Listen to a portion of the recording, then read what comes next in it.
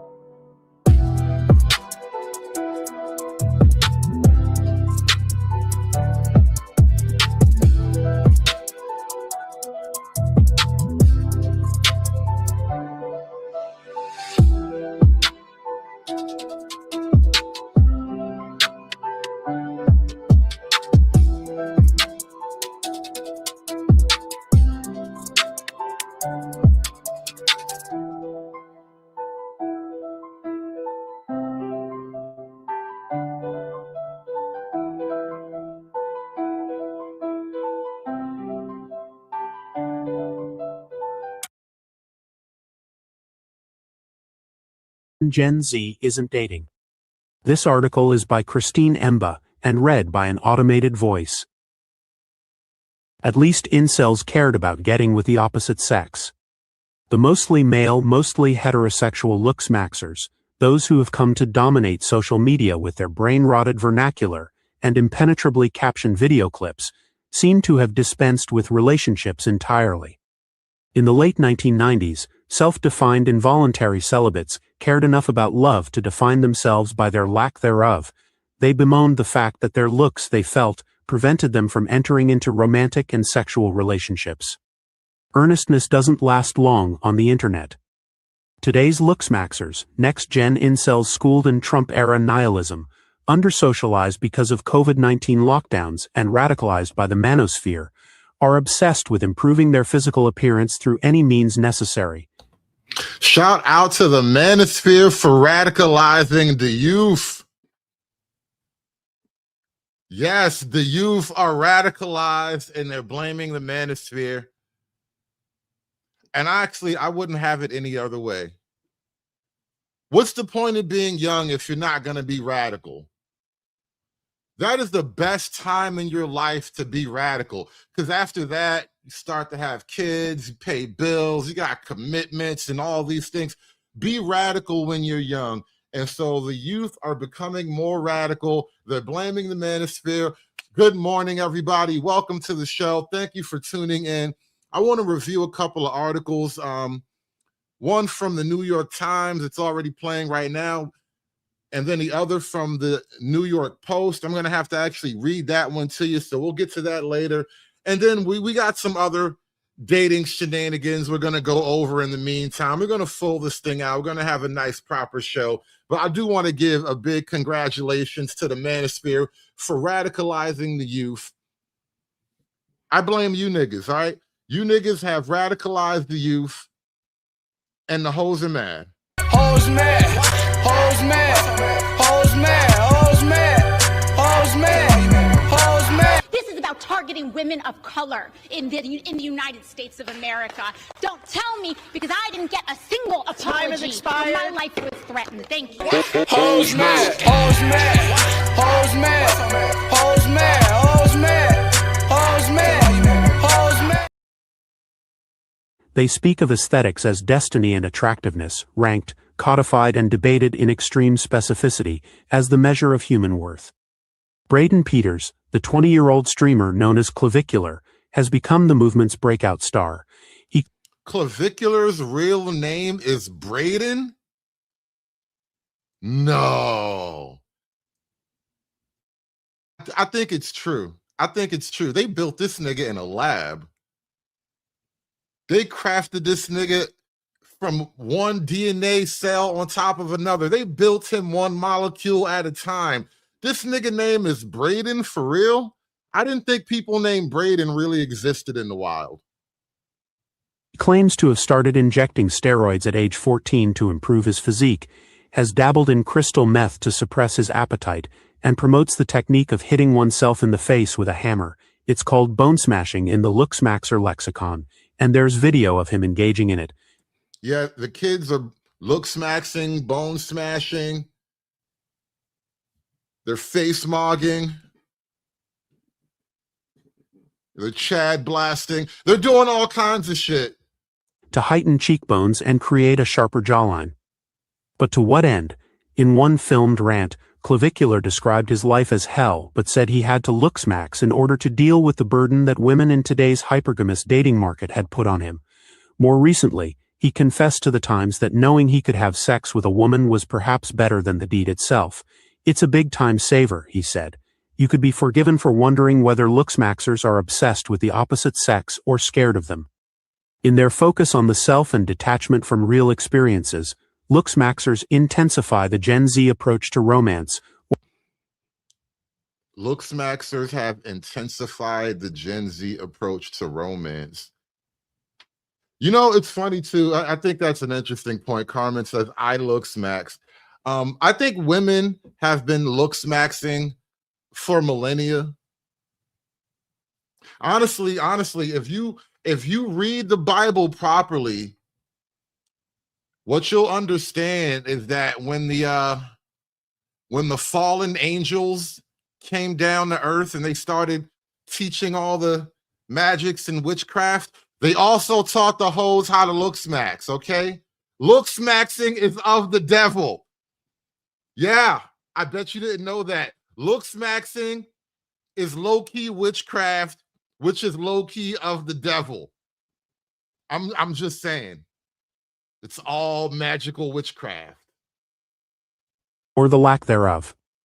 This generation came of age as the social environment fractured and courtship norms broke down, an environment that made sex scary and unappealing, dating hard to parse, and substitutes for intimacy readily available. For many, online porn was an early introduction to sex, setting emotional detachment and gender antagonism as a standard.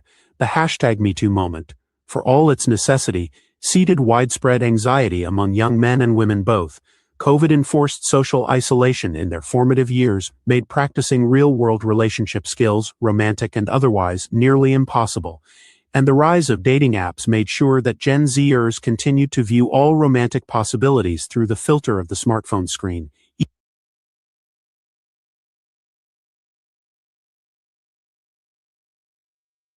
I don't really think it was COVID.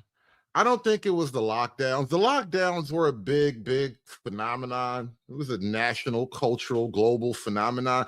I don't really want to blame COVID. I don't think that's really what it is. I mean, COVID might have pushed people online a lot sooner, but we were all destined to live in the online bubble anyway. I don't think COVID is the reason why the Gen Zs can't put peg A in the slot B. I don't think that's really what's happening there. I think these are a lot deeper existential societal issues we're dealing with here. And it's a global phenomenon. All across the developed world, birth rates are down. Men and women are fighting. Everything's falling apart. I just don't think it was the lockdown season. I think we can blame other things for that.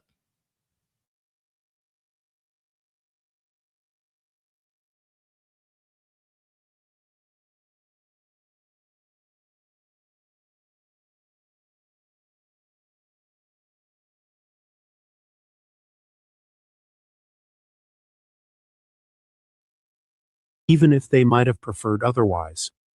Parents played a role too, pushing their children to prioritize education and achievement while neglecting to advise on love. And online, where they spent an ever-increasing share of their time, rage-bait relationship content and polarized dating advice filled the gap. Influencers on TikTok, Instagram, YouTube and streaming sites like Kick, where Clavicular brings in more than $100,000 a month, dispense warnings about bops, those with many sexual partners, exegesis on the importance of body count. That's an interesting philosophical point. Let's stop for a minute here. Bluff City Nerd with the foul ball. He has a great question. Isn't simple diet and exercise the base form of looks maxing? If so, that's what a lot of people do. And I would tend to think you're probably right? Like there's like natural attractiveness and beauty, right? And then there's like maintaining that, which means, stay in shape to a relative degree. Don't bruise your face up, ladies. Don't get fat. Don't go make yourself ugly like Demi Lovato or any of these modern chicks, right? Don't do that. And I think it's sort of like I think the ancient Greeks were maybe one of the first cultures to kind of not so much looks max, but appreciate the idea of the natural beauty of the human physical form. And the reason why I mentioned witchcraft and the devil and all that kind of thing earlier is what I was talking about is kind of taking that to a greater extreme with like things like makeup, things like reconstructive surgery, things like that, where you're not even dealing with the base model anymore. You're now adding essentially unnatural features to the base model, which is sort of like with the guy clavicular bone smashing.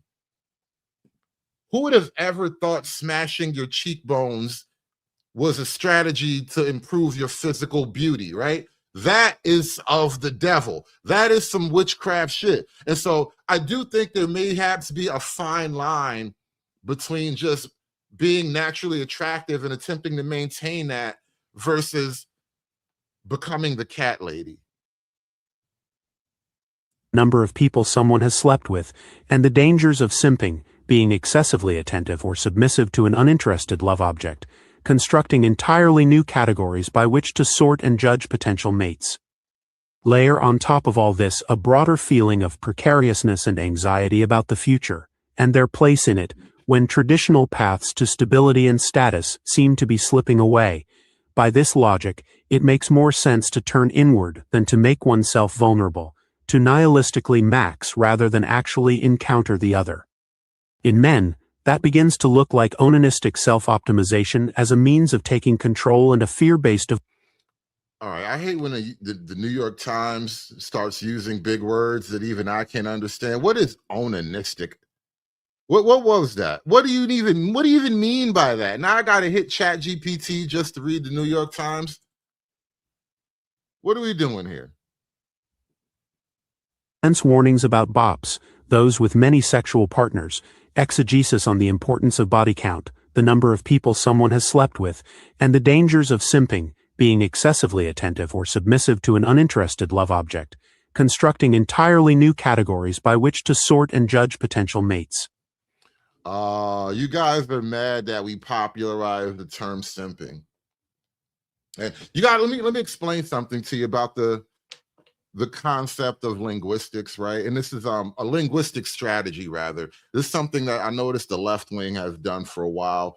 They will define a particular concept, give it a name, and then once you've sort of framed it and named it, you then go on the attack. And you attack it so long and for with such animosity that over time it just becomes a de facto bad thing, right? This is why everybody hates white people right now. Literally, that's what's been happening. And so if you take a word like simping and then you define it, you frame it and define it, you name it and frame it, right? You have to define the concept, which basically is laid out. Men who are paying way too much attention to women with very little to even nothing in exchange, right? Men who are overly submissive to women, men who are just overly kind, men who would constantly favor women over men. But I want to address this simping allegation. Do I simp for black women? Yes. I love black women. I don't like y'all niggas. This is an easy decision to make. Sorry. And now that we have defined the thing, we have named it, we have framed it, and now we can go on to blame it. And this is what's been done with the concept of simping. It's a very effective linguistic strategy. It's a linguistic attack. It works very well. The circle has been completed, and all they can do is be bitter about it. Layer on top of all this a broader feeling of precariousness and anxiety about the future, and their place in it, when traditional paths to stability and status seem to be slipping away. By this logic, it makes more sense to turn inward than to make oneself vulnerable, to nihilistically max rather than actually encounter the other.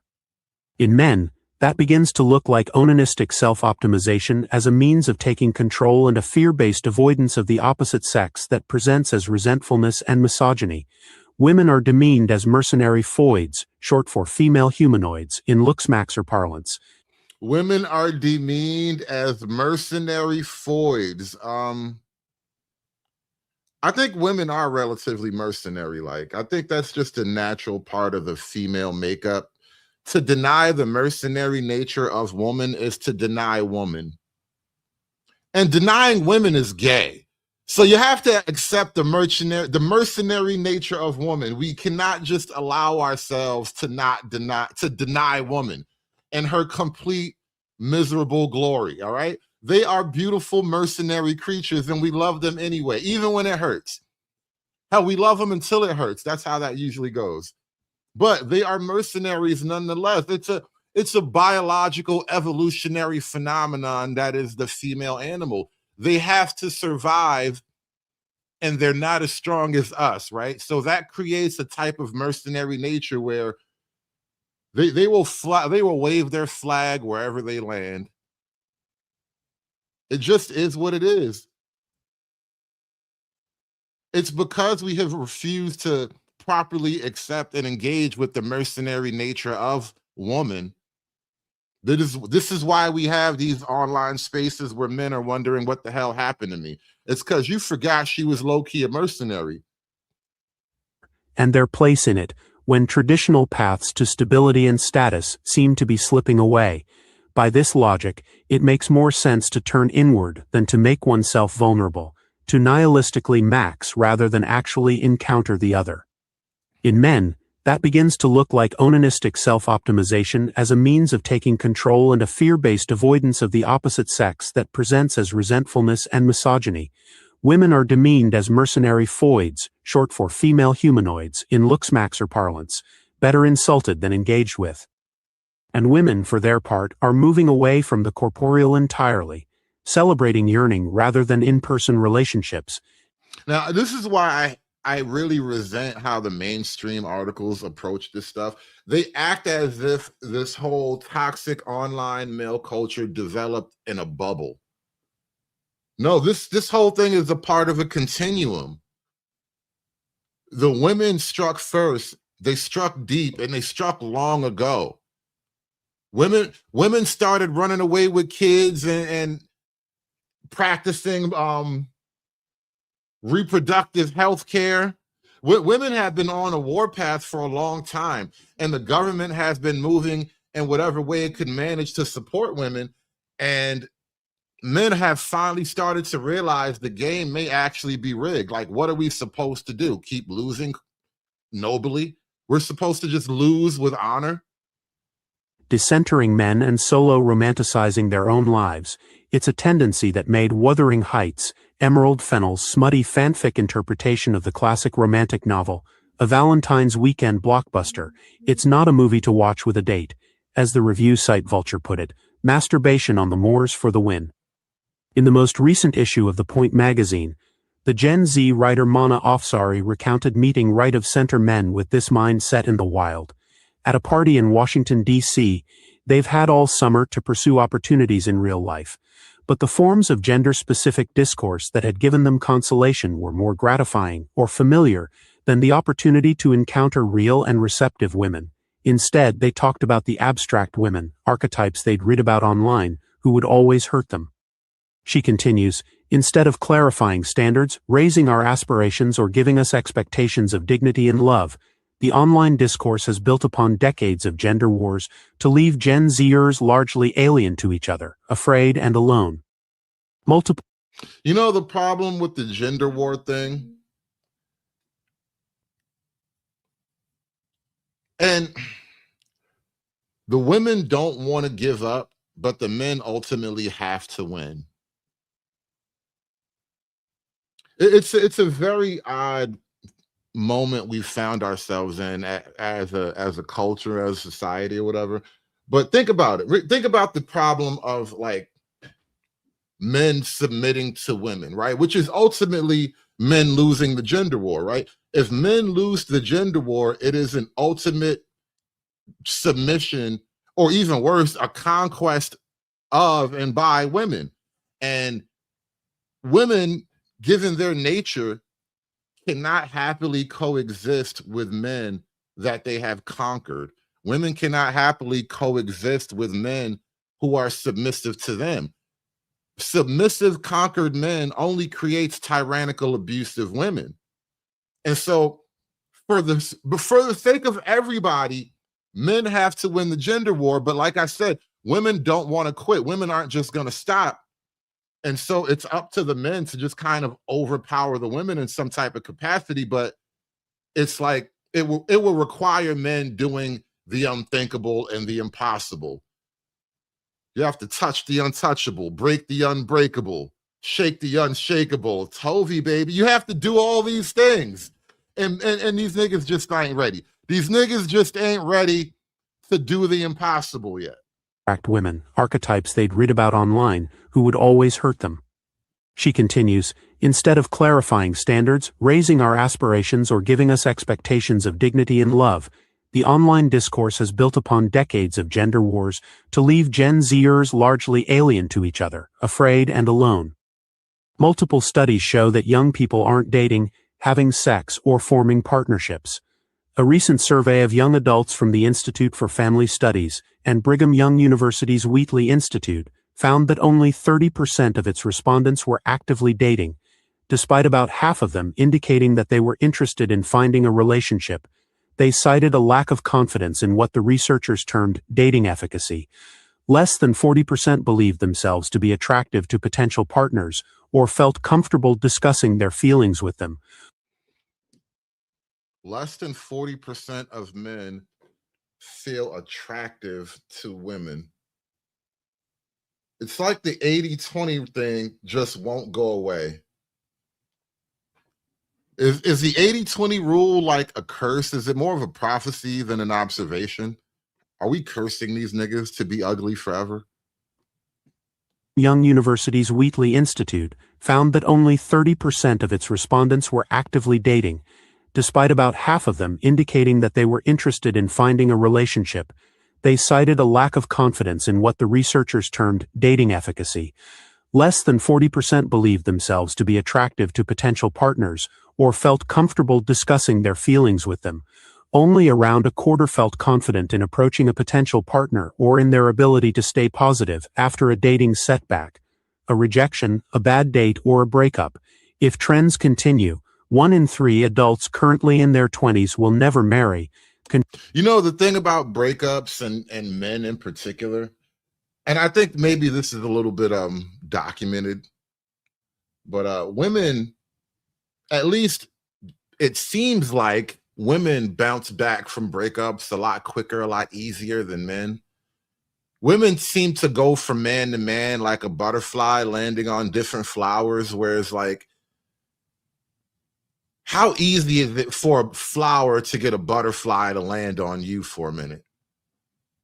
You know, I'm just sitting here with all this pollen built up and I just need a butterfly to land. Just come sit on it. Just why don't you just sit on it for a little while? Like it's a lot more difficult, I think, for a lot of guys.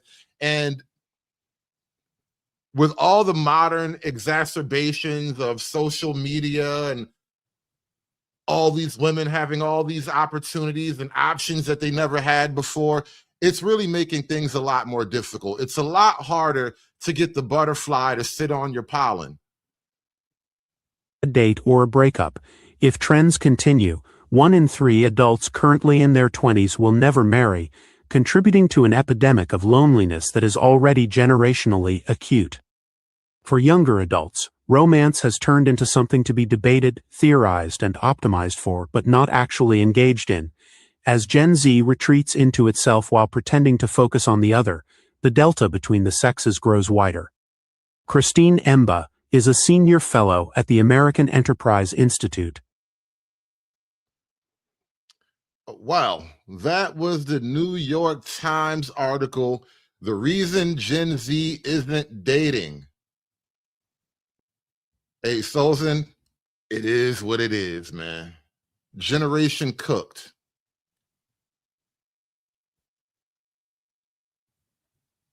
Now, I want to move on to the New York Post. Actually, you know what? Let's take a break. We're not even going to move on to the New York Post. I didn't even give you guys a proper introduction into the show. I want to start this thing over again. Thank you all for coming out. We're talking about Gen Z, dating, mating, and all kinds of other issues and shenanigans. We got a nice show for you guys today. It is a Friday. Appreciate you guys coming out. I had one other video I want to jump to real quick just to kind of break up the energy, lighten up the mood. Think we might be up here for a while today. It's an ugly Friday. Got a little bit of a musical piece I want to share with you guys.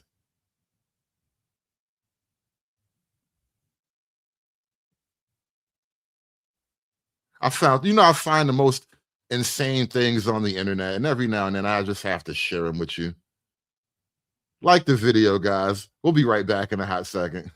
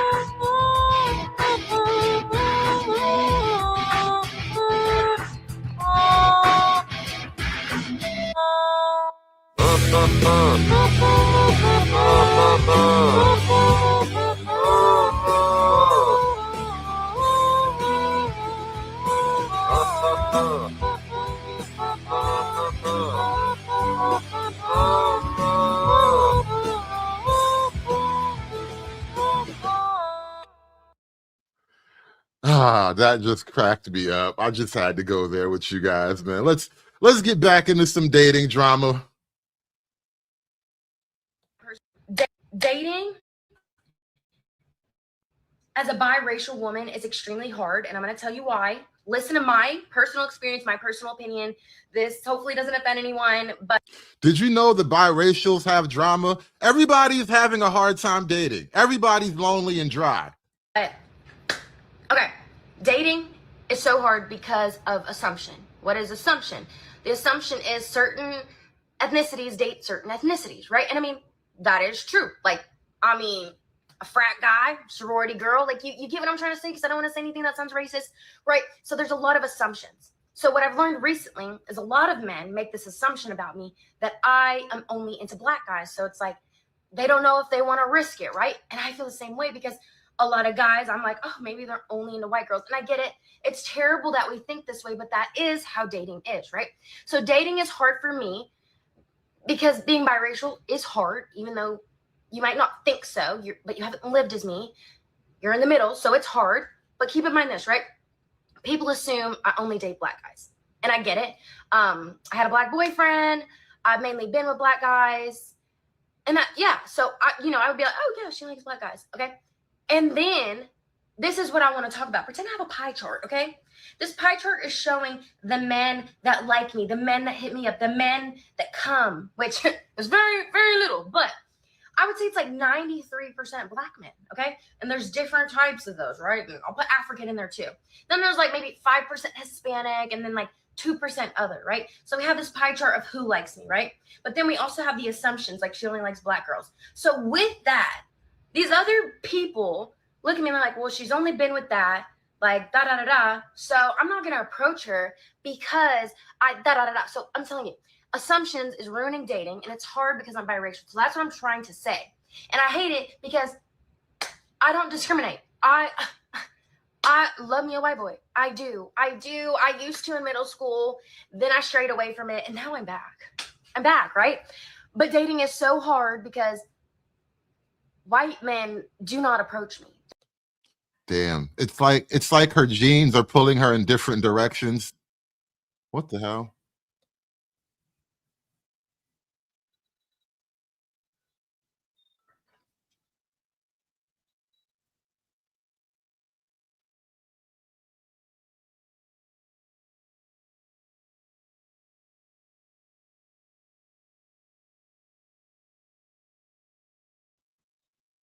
My bad, y'all. I just totally pressed the wrong button. Let me bring that back up for you. But it's like her genes are pulling her in two different directions. Remember that Michael Jackson song back in the day? It's black, it's white. Yeah, yeah, yeah. Just get in where you fit in, I guess.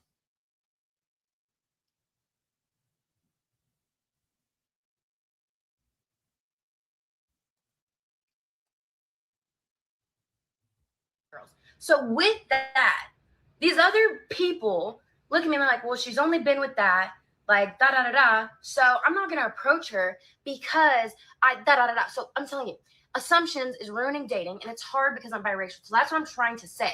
And I hate it because I don't discriminate. I love me a white boy. I do. I used to in middle school. Then I strayed away from it, and now I'm back. I'm back, right? But dating is so hard because white men do not approach me. They're not on my phone. They're not in my DMs. I don't get approached by them.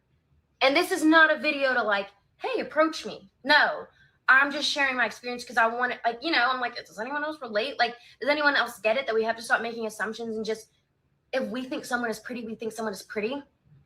But I think, because the thing is, it's just, y'all, there's like gotta be some whole like research about this, because I'm telling you, like for a white guy, he can approach a Hispanic girl, and a Hispanic girl would, she probably would like him or whatever. But it's just different with white and black, y'all. It is really different.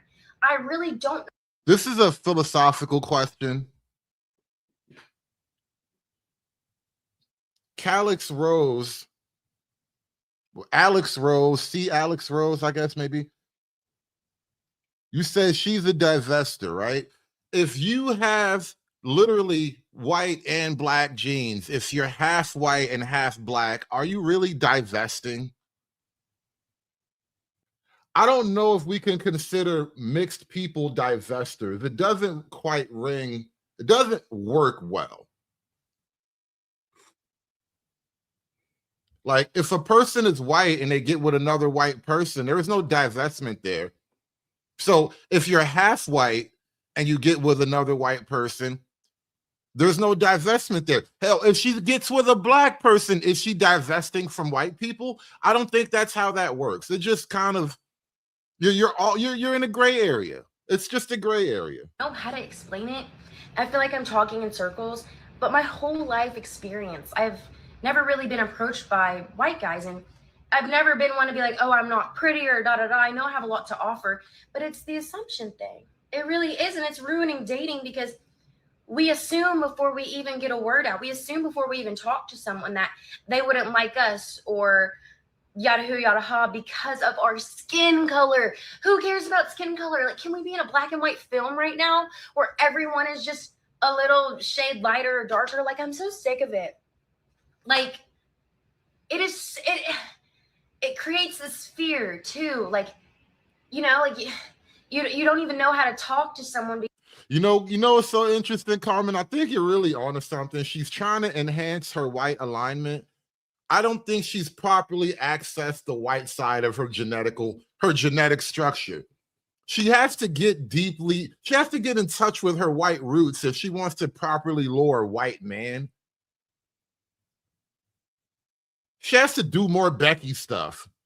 I don't know, maybe that's the problem. Something about her is giving black, and she wants to give Karen. She doesn't quite understand how to access her her Karen genetic structure. And that's really, it's a skill issue. It really is a skill issue. That she's trans Becky. Oh God, you guys are killing me, trans Becky. Because you automatically put this rejection in your mind. And maybe it's just me. Maybe it's been my experience since predominantly only one ethnicity has ever really approached me, and I wouldn't even say pursued, because girl, I ain't got pursued for real. But like, I just want a man of God, okay? I want a man of God who I'm attracted to. You know, like, I hope so. So yeah, I know that was a long tangent, but like, really think. Lonely girls tend to go off on long tangents. It's all right. We forgive. Has ever really approached me, and I wouldn't even say pursued, because girl, I ain't got pursued for real. But like, I just want a man of God, okay? I want a man of God who I'm attracted to. You know, like, I hope so. So yeah, I know that was a long tangent, but like, really think about it. Please don't comment some like weird, like, I don't know. Baby, what is the internet supposed to say to you? Why are we supposed to really think about it? How can we help you get a white man? What the fuck are we supposed to do for you? Are we supposed to start a dating network? You should go on Pop the Balloon. How come white people don't pop the balloon, by the way? I don't think I've ever seen a round of all white Pop the Balloon. Does anybody have any explanation for that? Why don't white people pop the balloon? How come only black people on the internet are popping balloons? What's up with that?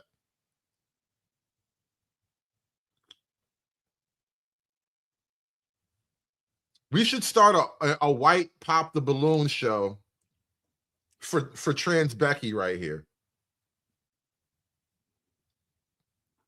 I wonder what a white pop the balloon show would look like, actually. I would love to see 12 white people doing pop the balloon. Yeah, I know black people invented it, but you're going to say white folks stole everything anyway. Let's just hurry it up.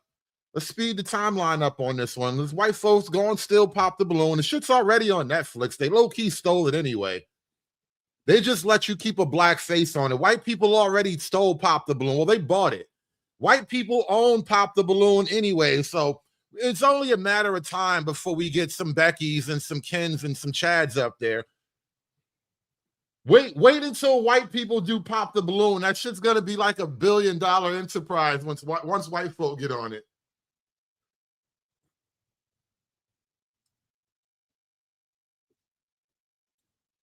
They're gonna forget you niggas ever pop balloons. Watch. Wait till they start putting wait till it's gonna be like 12 blondes, 3 brunettes, and a redhead. Show's gonna be over. They're gonna totally forget about you niggas. I'm attracted to, you know, like I hope so. So yeah, I know that was a long tangent, but like, really think about it. Please don't comment some like weird, like, I don't know, because I've gotten the weird comments my whole life. People practically just telling me that I have it easy because I'm biracial, and I do not believe that. I believe everyone, no matter what color, skin color they have, can have advantages and disadvantages. But yeah, I just wish I could wear a sign that's like, I don't discriminate.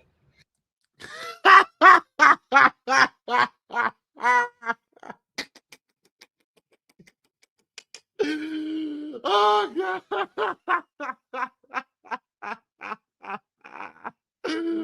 Oh, the face you make when you try to get you a white boy. That is her game face. Look at that shit. That is her game face right there. That's that white man come hither look. Oh God. Oh God. Oh God. This is so Shorty, listen, stay in the game. Hang in there, girl. Hang in there, Trans Becky. You will get one.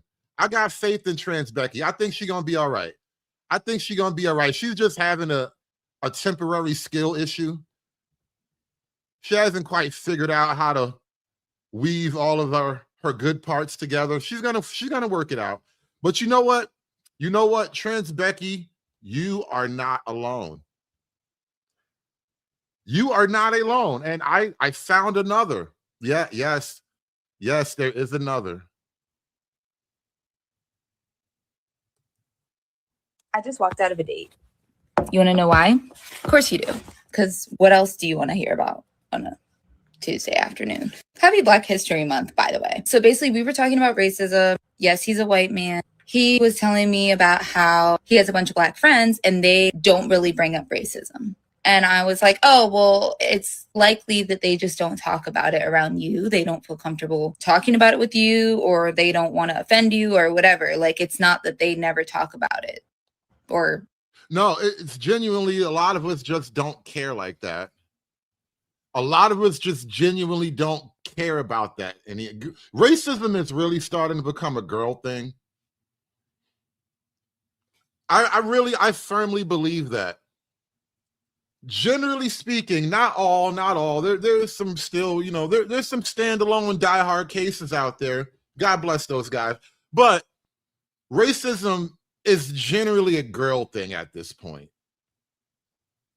Fighting racism, feelings about racism, deeply believing that you've been racially oppressed, it's a feminine fantasy at this point. And only girls should be having it. Black friends, and they don't really bring up racism. And I was like, oh, well, it's likely that they just don't talk about it around you. They don't feel comfortable talking about it with you, or they don't want to offend you or whatever. Like, it's not that they never talk about it or think about it. And he's like, well, I highly doubt that. I think that they just don't really think about it. And I'm like, you can't speak for them. You can't speak on their experience. And I said something like, Black people that try to deny racism and deny the Black experience in order to appeal to white acceptance, you know, we call them coons, and that's very embarrassing. And he was like, that's racist. And I was like, that's not racist. I just walked out of a date. You know, Freeman's Journal, I think you are absolutely spot on, though. Freeman says, I have plenty of white friends, and white people hate talking about race like they get the hives. Having to discuss the difference between ninjas and Black people causes them cold sweats. And she low-key brought up that type of topic on her date, calling Black people coons, to her white boyfriend, who was probably just a decent guy. He's like, why are you niggas like this? But he couldn't say that out loud. He could only think it. He had to say something polite and Caucasian. So she could see right through him and know it wasn't going to work. It wasn't going to work. And this is another reason why dating is so difficult in the modern world. And I'm just having a little bit of fun with these biracial chicks right now. But really, I think women as a group have become woke to the point of being unmanageable, unlikable, undateable, undesirable even. Woke women are the least lovable, least likable women. Some of them still attractive, some of them still look good, but they're horrible, horrible, disgusting people on the inside, and there's nothing you can do to fix that. The worst part about having a type is the fact that I want a white country boy, but all the white country boys, well, like 99% of them are racist and Christian, and all of the like liberals, which I would prefer, are like not that attractive. Literally without fail, every single time I'm like, damn, he's fine. I scroll down and it's like Christian conservative. Or like I'll be looking down because I'm like, well, let me make sure this person is liberal before I even think about swiping right. And I look at the picture and it's like. And you know what's crazy? Again, this is the same chick from the other video, I think, but she wants the white guys. She can get the white guys, but the white guys just aren't gay enough for her. They're a little too white, a little too Christian. Nice truck though. Scroll down and it's like Christian conservative. Or like I'll be looking down because I'm like, well, let me make sure this person is liberal before I even think about swiping right. And I look at the picture and it's like, it's less than favorable. I'll say that. Like, why is it so hard to find a fine country boy who wears a gold chain, got leg tattoos, and cares about women's rights, black people, and gay people?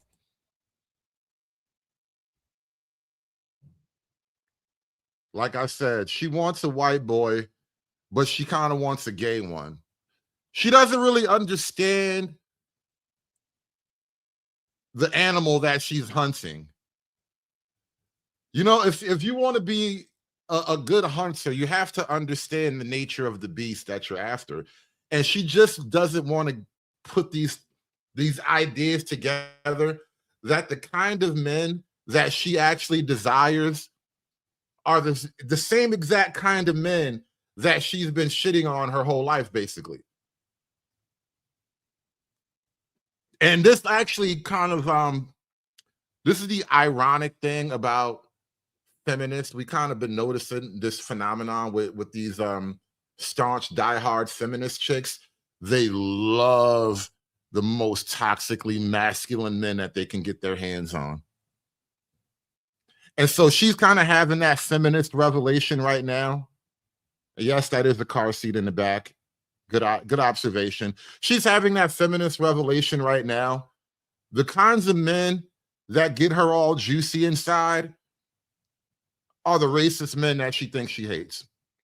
You're just going to have to make peace with that, all right? Your body wants what your body wants, damn it. Because I'm like, well, let me make sure this person is liberal before I even think about swiping right. And I look at the picture and it's like, it's less than favorable. I'll say that. Like, why is it so hard to find a fine country boy who wears a gold chain, got leg tattoos, and cares about women's rights, black people, and gay people? I'm fucking doomed, I swear to God. The worst part.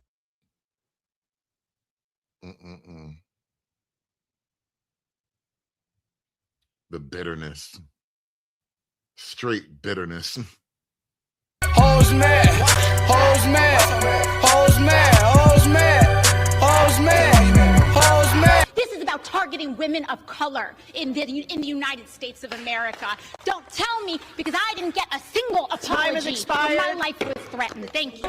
Hoes mad, hoes mad, hoes mad, hoes mad, hoes mad, hoes mad, hoes mad.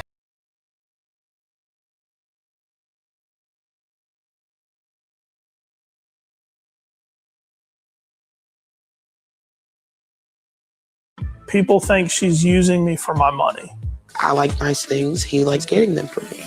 She popped up on Facebook and her picture grabbed my attention. I sent her a message and basically said, like, you're the most beautiful woman I've ever seen.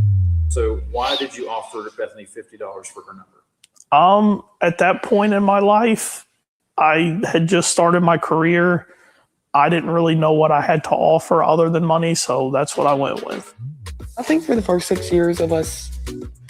You know, it's a fascinating phenomenon. I don't know how to wrap my mind around it. On the one hand, women are telling us that these white men are so hard to get. White men are so difficult to attract. It's like hunting a unicorn in a desert or something. And then on the other hand, white guys are just falling into chicks' laps like on accident. Which one is it? People think she's using me for my money. I like nice things. He likes getting them for me. She popped up on Facebook and her picture grabbed my attention. I sent her a message and basically said, like, you're the most beautiful woman I've ever seen. So why did you offer Bethany $50 for her number? At that point in my life, I had just started my career. I didn't really know what I had to offer other than money, so that's what I went with. I think for the first 6 years of us talking to each other, we weren't dating, we were both single. He catered to everything that I wanted and I needed, would you say? Yeah, I sent you whatever you needed. So like hairstyles, nails, things for school, stuff like that. He just made sure I was good. This Over is the how past- you fall in love, guys. This is how you secure the woman and the bag. Hey, is $50 really that much money? I mean, considering when you want to love, when you want to fall in love and you're like pudgy and 35 years old, how much is $50 really? I mean, if you think about it, $50 is only $10 more than $40, right? He's kind of in 40 ball territory. Now, all that other money on the screen, I don't know what the hell happened with that. But how much is $50 for love is all I'm saying. 6 years, I've sent Bethany about $100,000 in Cash App transactions and gifts. $100,000. She's a literal Scarface. This nigga spent $100,000 on a Scarface bit. I can't believe it. Can you see? Look, let me big screen that up for you. $100,000 on a Scarface, bro. Nigga spent 100 racks on Black Al Pacino. No way. That's way, you know how many 40 balls that is, bro? How many times does 40 go into 100,000?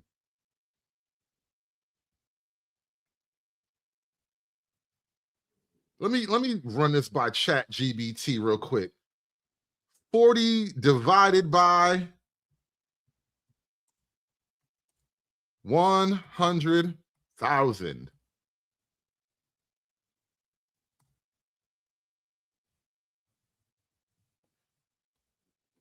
.04. That doesn't give me the actual answer I want. How many times can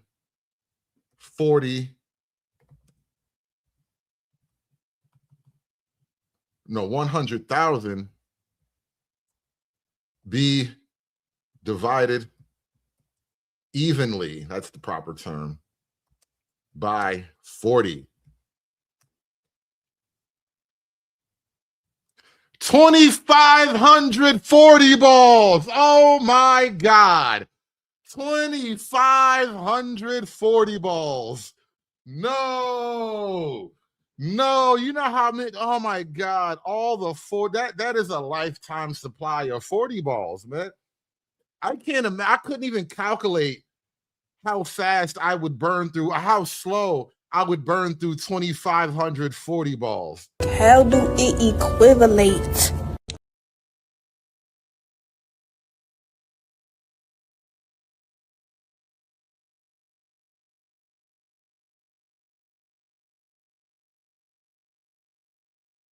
Stuff like that. He just made sure I was good. Over the past 6 years, I've sent Bethany about $100,000 in Cash App transactions and gifts. At the beginning of this, it was truly just transactional. I was just very young and like just excited that a man was like willing to spend his money on me. At the beginning, it was truly transactional, meaning it was pay for play. And then he promoted the hooker to the long-term living girlfriend experience. I didn't even realize that was a level of sex work that you could buy. Like everybody, like the girlfriend experience is a relatively known concept here, where like you can pay for like the physical act of sex, right? And then for just a few dollars more, you can pay her to pretend that she loves you, right? That's basically what the girlfriend experience is, I guess, right?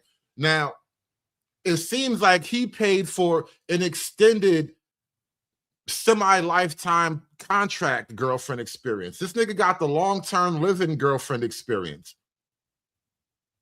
Just knowing that I would always be okay. That was number one. Seeing who he is, not just the guy that sends me money, but like the guy that loves Harry Potter and the guy that likes the Star Wars. Oh, look at him. Look how he smiles when she talks about Harry Potter and Star Wars. And you look exactly like the kind of guy who is very much into Harry Potter and Star Wars, by the way. This nigga got Harry Potter Star Wars physiognomy. This is a Harry Potter built nigga. This is a Dumbledore built nigga. This is a Muggle built nigga. This nigga is a Muggle. Muggle built nigga. This nigga got Muggle physiognomy. Oh my God. Shout out to Free Zone Lou with the 20 ball.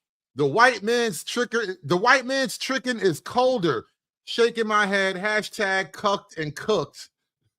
The World of Warcraft tricking. This thing is Warcraft cucking. Bro. How far would you go to fall in love, Free Zone? Don't judge a man until you walk the mile in his lonely Harry Potter boots, bro. Do not judge a man until you walk the mile in his lonely Star Wars gear. You don't know what it's like, Free Zone. Girls probably like you anyway. Seeing who he is, not just the guy that sends me money, but like the guy that loves Harry Potter and the guy that likes the Star Wars. I just can't get over Free Zone. I can't get over 2,540 balls, bro. It costs a lot of money to bring the real. And with this, I dress myself in cashmere. I dress myself in $100 pleated slacks. I dress myself in alligator shoes. I wear a $15,000 Rolex. I got Mercedes-Benz, Rolls Royce, the biggest house on the biggest deal. Yeah, we don't care. I got Mercedes-Benz, Rolls Royce, the biggest house on the biggest deal. Yeah, we don't care. It costs a lot of money. It costs a lot of money to fall in love in Gen Z, y'all. That's what we're learning. It costs a lot of money to find the black love of your life. Like the guy that loves Harry Potter and the guy that likes the Star Wars. Seeing that he has a good personality and he's very kind and patient with me, it was very easy to catch feelings for him. Oh, she caught feelings. You catch that, y'all? She caught feelings like they were just falling out of the sky and she caught them. Yeah. She caught feelings. After 2,540 balls, she caught feelings.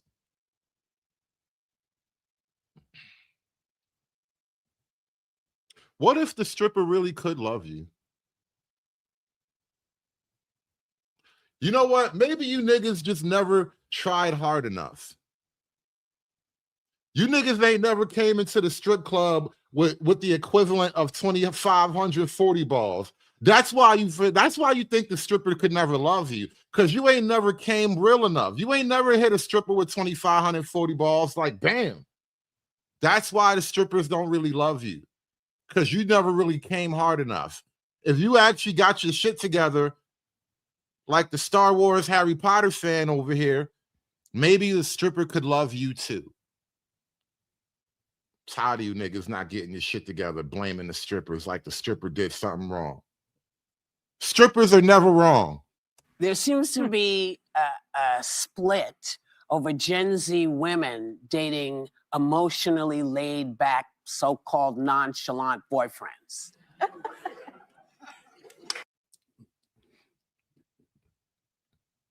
Gen Z women only want to date Chad. Gen Z women only want to date men who have other women. Gen Z women only want to date men who are confident enough to not give a fuck about them. There seems to be a split over Gen Z women dating emotionally laid back, so-called nonchalant boyfriends. Apparently, some people see it as a red flag. But a woman wrote an article in The Independent claiming she's glad she's dating one because they balance each other out. So the question is, where do you stand on this? Well, I have a nonchalant husband, but I have enough chalant for two of us, so we're fine. Good. He's not an over-the-top guy, but I dated people like that. And That's a great question. What does chalant mean? Like, if a person is nonchalant, can another person, because to be nonchalant would imply the existence of a pro-chalant somewhere. And I'm curious as to what chalant actually means.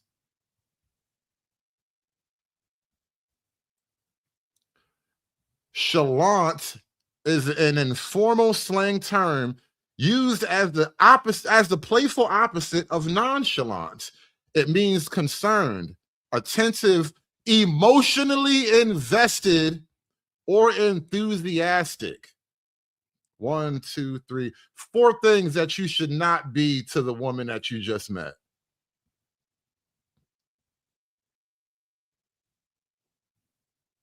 It means you give a F about things. Yeah. Don't do that. How you gonna tell the white man what words are real and ain't real? It's right here in the white man's internet, bro. Chalant is an informal slang term. You think white men don't have slang? These are the white people's words, bro. How you gonna tell a white man his words ain't real? It's his language, nigga.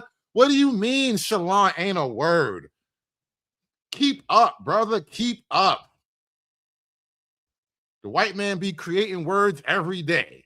and they were never the right match. So I assume the nonchalant works. So nonchalant means what? That they're not on They're social not media. They're not going to do Right. the overtly like big displays grand of affection, like gestures. engage on like a billboard and things like that. Big arrangements. I'm going to and tell that you kind this, of thing. guys. Be careful with people who do like professions of love on social media. I have a friend who's on TV, in Spanish TV. She was, I putting know. out Oh, this, you told us this great tweet on, this great Instagram post on her anniversary about what a wonderful husband she had, how wonderful everything Yeah. was. And the next week she found out he was cheating. Oh, you got love bombed by a cheater. Damn. Oh, well. Divorce him and take his money. Yeah. So I'd rather than be remember- quiet and loyal than loud I remember and cheating. I remember you telling me that story. And I have the same thing. I think there's a difference between loud love and quiet love. And I too have a nonchalant husband. Been married 27 years, and that quiet love has worked for me. Yeah. Oh. Quiet Love sounds like an R&B album. Remember the 90s when R&B songs used to be good? I don't need the grand gestures. I can buy myself the things. I love the steady. That we know. Steady, right? I love the steadiness of it. I think there's enough chalants at this table. Yes. So the counterparts probably have to be a little more chill. And Yeah. calm does not mean cold. So I that's appreciate a important. good, Right. calm, steadfast man like my Tim. So, Yeah, because I'm enough. I'm enough. Yeah. I am enough. I'm enough. I'm enough chalants. They're all chalant. All these chalant hoes. Oh my God. Oh my God. Lord, pray for the chalant women out there. What are the women gonna do? You know, the women are busy being girl bossy and chalant. And apparently the young men are just watching adult content all day long. This is the new thing the chicks are blaming. Men are busy watching adult content rather than dealing with overtly chalant women. Porn has taken over the dating for men. We went and we decided that we were going to go and celebrate singles and play music for them and have a nice time for them at the paddle court. And the majority of people that showed up, 90% were women. 90% were Were women. women. So if Oh, you can't get men to show up to your singles event? Tragedy. I keep hearing this over and over and over. You would think they would get the lesson. Men don't really like to show up to cattle call dating events. It just doesn't appeal to your male hunter strategy. Women are gonna have to try some other approach. Men just someone asked me this before too, like, would I ever go to a dating event? And I said I would go just for the experience of it. I want to see, I want to really, like, I would like to smell the smell of 40 desperate single women alone in a room together. Like, I would go just so I could breathe it in. Like, I just want to walk in the door like I really am curious about it, but generally speaking, no, that shit is not an attractive environment. Porn has taken over the dating for men. we went and we decided that we were going to go and celebrate singles and play music for them and have a nice time for them at the paddle court. And the majority of people that showed up, 90% were women. 90% were were women. women.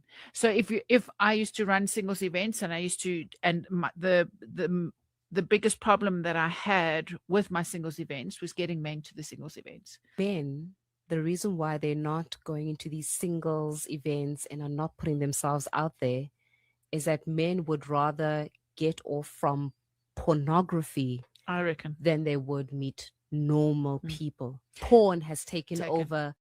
Now, notice this is the black lady. She may be the host of this show.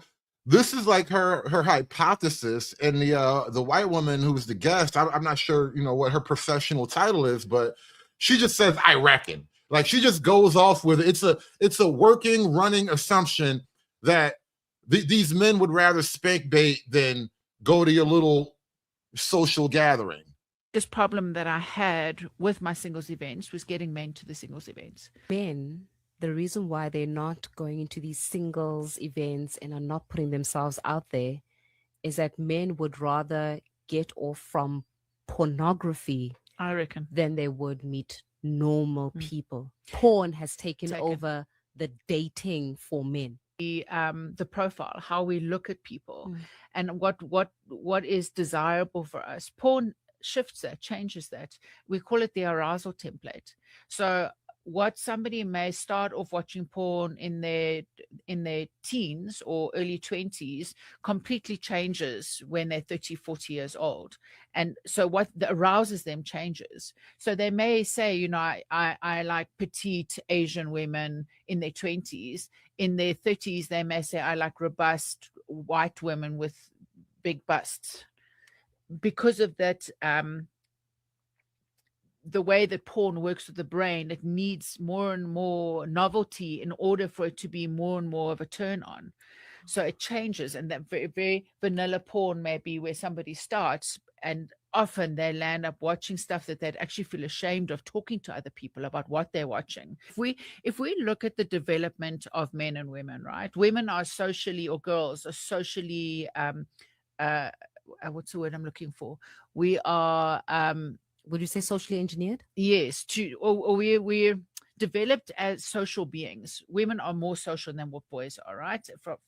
If you look at the construct of how we're developed, if you look at the developmental stages and ages of children, you'll see that girls are more socially they're better socially than what boys are. Oh, I'm struggling. I need dinner, guys. So I think there are a couple of things. I think that porn has definitely affected arousal templates. It's affected people's confidence in dating. I think that it's cheaper. It's cheaper to watch porn than to take somebody out on a date, or to even go on a date and have your hair done and everything. Now, this is a reality. I think that's just a brutal fact for a lot of women in the modern realm. Much as women have options that allow them to put back dating for marriage, the options that would allow them to hold off on selecting a proper long-term boyfriend, they don't have to settle down with a stable, decent guy when they're young and they're beautiful and they're hot in their 20s. They can wait until their mid-30s to do that because they have so many options, right? And they feel righteous and empowered in all these decisions. Well, now men have options as well. And you may not like the options that men have. The options may seem distasteful and unsavory to you because, you're perfect feminine beings of light, but the men have options now. And I think that COVID had such a massive impact on us socially, men and women. Again, blaming the virus. It's not the virus, and I don't even think it's the movies. It's the female empowerment. We put a little bit too much empowerment into the female body population, and they've run amok.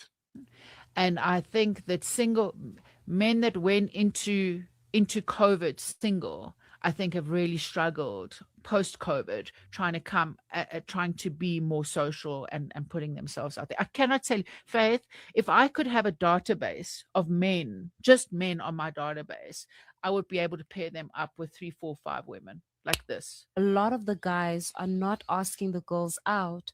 A lot of the guys are watching porn, and the woman. I'm telling you, I think this is a giant cope, though. Like, as bad and it is as prolific as the adult industry may be. And listen, honestly, I wouldn't even say gun to my head. If you just asked me whether or not this whole thing should be banned, I would say, yeah, as a country, as a culture, we'd be better off just banning the whole thing. But at the same time, I'm like, I think you're coping a bit right here. You're coping way too hard right now. Men on my database, I would be able to pair them up with 3, 4, 5 women like this. A lot of the guys are not asking the girls out. A lot of the guys are watching porn, and the women are the ones that are showing up saying, hey, pick me, I'm here. I want to go out on a date with you. I want to get to know you. I want to get married. But you're saying the men are the ones that are preferring to watch pornography than put themselves out there. That's my understanding.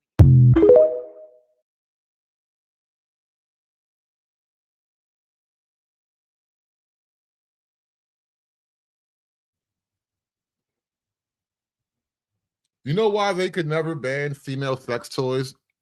FaceBack says you have to ban female sexual aids. You know why they could never ban that? Because they literally grow out of the ground. Imagine banning cucumbers and carrots, bro. You can never ban the female toys. It came from nature. You can't ban nature.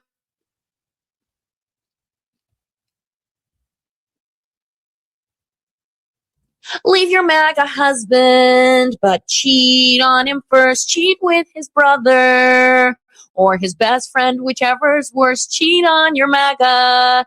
He doesn't deserve your kitty, meow meow. It's time for you to hit the road, but let's leave a lasting impact before you go and cheat on your husband. Cheat with someone who is more successful than him. Cheat on your husband and take a picture while you're getting plowed. Cheat on your husband and leave that MAGA in the... Ms. Cantrell, that's actually a great observation too. As much as men get the charge of being, quote, porn-brained, I think women are just as much, if not more. It may be not all, but there is probably a selection of women who are even more porn-brained than the men. because male sexual content is pretty straightforward. You know, peg A, slot B, repeat until complete. Women have a very emotionally entangling sexual adult content world, because women don't just watch people bang. Women create entire fantasies about milking strange anamorphic creatures on a dairy farm. Men just like sex in general. Women take sex into areas that become almost mythology. They really do like almost mythologize sexual encounters and stuff. So when it comes to like the female sexual brain, yeah, I do think there's an argument that a certain amount of women are even more porn brained than the men. You know, because like I said, men are pretty much straightforward. Peg A, slot B, repeat until complete. Women build up entire fantasy realms. Women are basically the George R.R. Martin of adult content. They will create an entire Game of Thrones universe just to bang a dragon.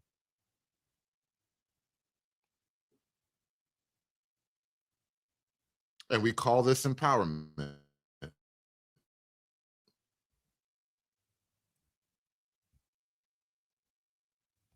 Even thought that it was even just sitting here thinking about how I went to singles night at church and it was hundreds. I mean, at least 1,000. First, I thought it was 500, but the pastor said it was 1,000 singles in attendance. Like, are we all living the same life at this point? Because I've never been in a room with that many single people. Even thought that it was even, I thought I was like the only one left. I mean, beautiful women, all types, shapes and sizes, literally African-American women, like a room full of singles. And I'm like, this has to be an experiment. Like, this has to be like assimilation. Is that the word I want to use? I think so. Like, I'm confused and I'm like low-key, like nervous, like for us. We shit for myself, fuck y'all. Because where are the men? Where are the men? Then again, don't know. Never mind. Don't we know where they at. Bye.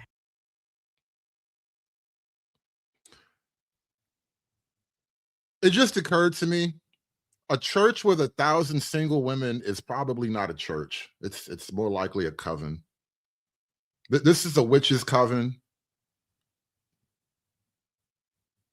This is not an actual church. Look at her chest. Titty tattoos, looking for a man of God. This is not a church. This is not a church. I'm just saying, you got 1,000 single women in one building. That is not a church. They are not looking for Jesus in that building. Never in the history of the world has that many women gathered together in one place looking for the Lord. I refuse to believe it, and you are not going to sell me that dream. At church, and it was hundreds. I mean, at least 1,000. First, I thought it was 500, but the pastor said it was 1,000 singles in attendance. Like, are we all living the same life at this point? Because I've never been in a room with that many single people. Even thought that it was even, I thought I was like the only one left. I mean, beautiful women, all types, shapes and sizes, literally African-American women, like a room full of singles. And I'm like, this has to be an experiment. Like, this has to be like assimilation. Is that the word I want to use? I think so. Like, I'm confused and I'm like low-key, like nervous, like for us. We shit for myself, fuck y'all. Because where are the men? Where are the men? Then again, don't know. Never mind. Don't. We know where they at. Bye. Where are the men? Oh, what's going on, SKC? We are trying to find out why nobody's hunching anymore. Oh God, you know what? Damn it. I forgot I had this one in here. Guys, listen, I gotta trigger warn you. This is a tragedy. This is a horrible, horrible story I'm about to share with you guys. Just be warned, you haven't heard a tragedy like this one, maybe ever. Maybe ever. You heard it here first, y'all. I'm trying to tell you, this is why you come to this channel. Give me the money. Give me the money for all that I would do. Give me the money.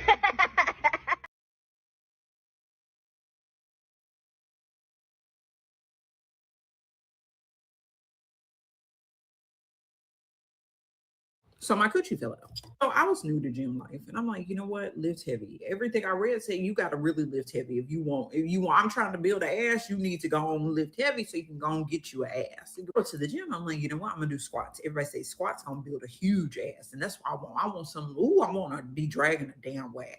So I start squatting, and I'm like, this too easy. This ain't enough weight. This just ain't gonna get it for me.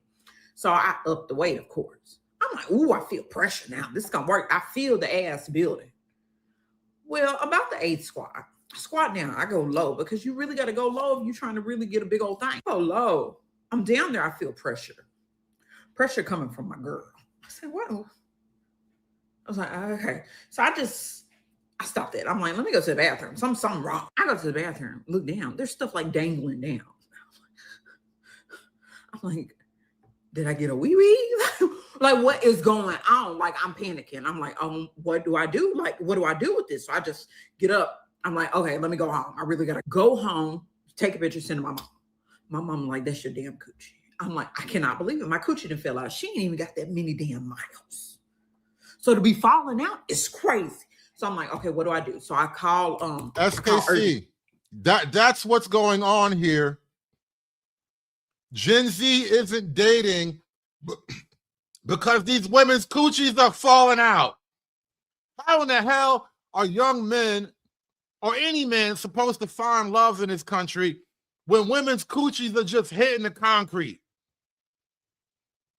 You didn't tell me in health class that sometimes it just falls out. I had no idea that they just detach. She got a detachable cooch. It just detaches. I had no idea this was possible. How is a nigga supposed to find love when the coochies are just detaching randomly? And then you want to blame the men.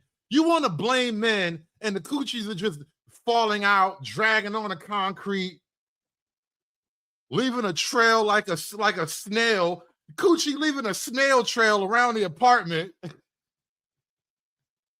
But you want niggas to find love. It's 2026 and coochies are leaving snail trails on my apartment rug. And then you wonder why niggas ain't finding love. Damn, there's stuff like dangling down. I'm like, did I get a wee-wee? Like, what is going on? Like, I'm panicking. I'm like, what do I do? Like, what do I do with this? So I just get up. I'm like, okay, let me go home. I really got to go home, take a picture, send to my mom. My mom like, that's your damn coochie. I'm like, I cannot believe it. My coochie done fell out. She ain't even got that many damn miles. So to be falling out is crazy. So I'm like, okay, what do I do? So I call urgent care because I need to know what the wait time is gonna be. Because what I'm not gonna do is wait all day. So I call them like, hey, what's the wait? She's like, what's the problem? I'm like, my coochie didn't fell out. Like, it's out. So what do I need to do? So she told me to come on up there.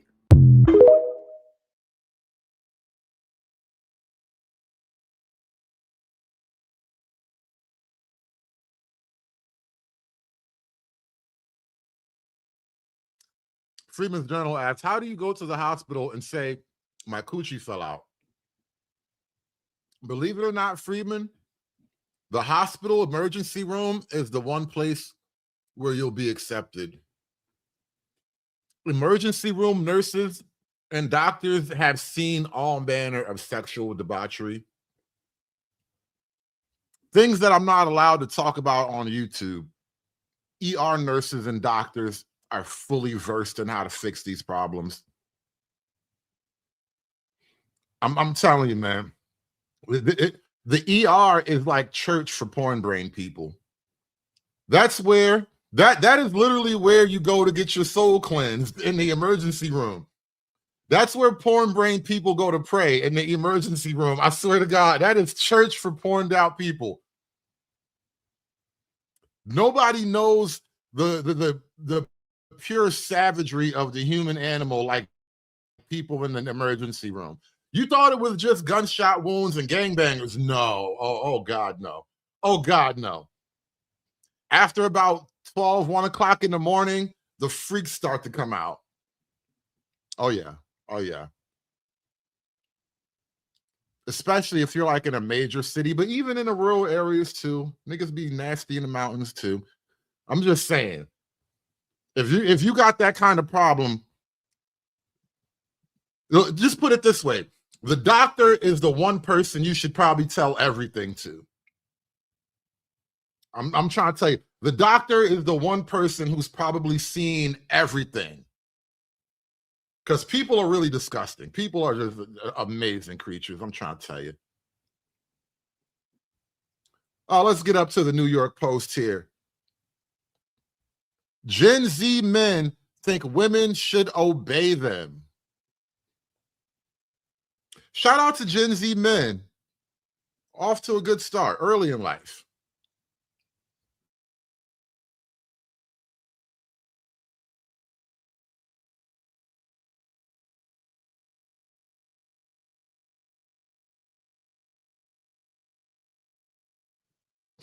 Damn, y'all niggas starting to tell y'all emergency room stories. Y'all know. You guys know the emergency room is a house of horrors, bro. Gunshots are like the easy part of being in the emergency room.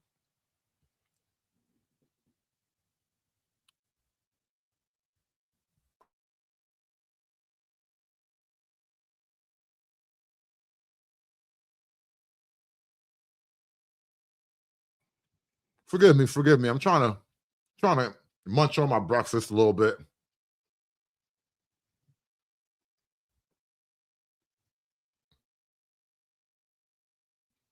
All right, let's get this article out the way.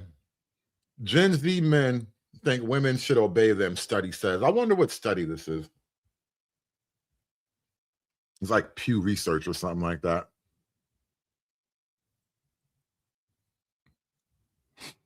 They're youngsters with old outlooks. Total submissiveness and romantic relationships is a must for a staggering number of young men who view their wives and girlfriends as sexual subordinates, per startling new data. 31% of Gen Z men agree that a wife should always obey her husband, and 33% say a husband should have the final word on important decisions, according to a global survey of 23,000 people.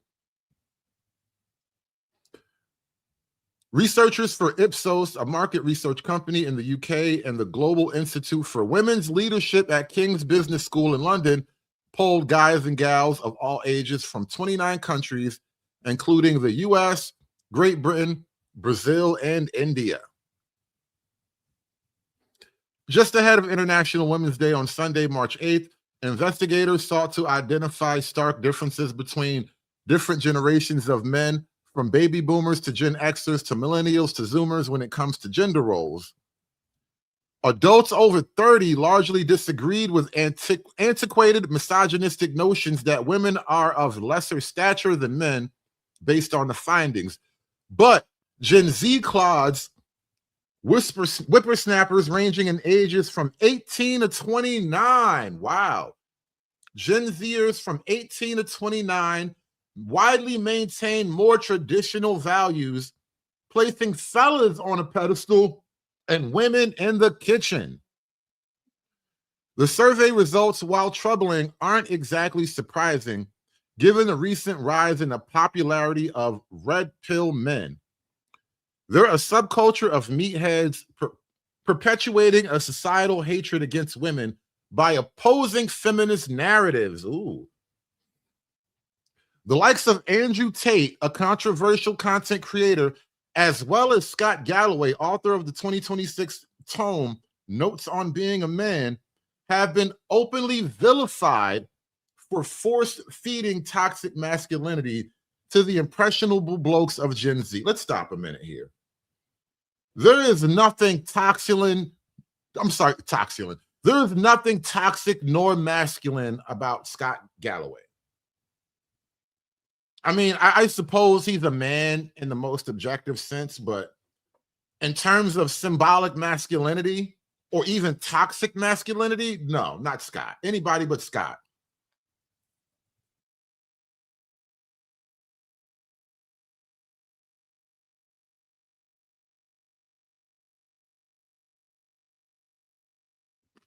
Now that I think about it, I would rather have Scott Baio over Scott Galloway. Bring back the old Scotts from the 80s. What happened to Scott Baio?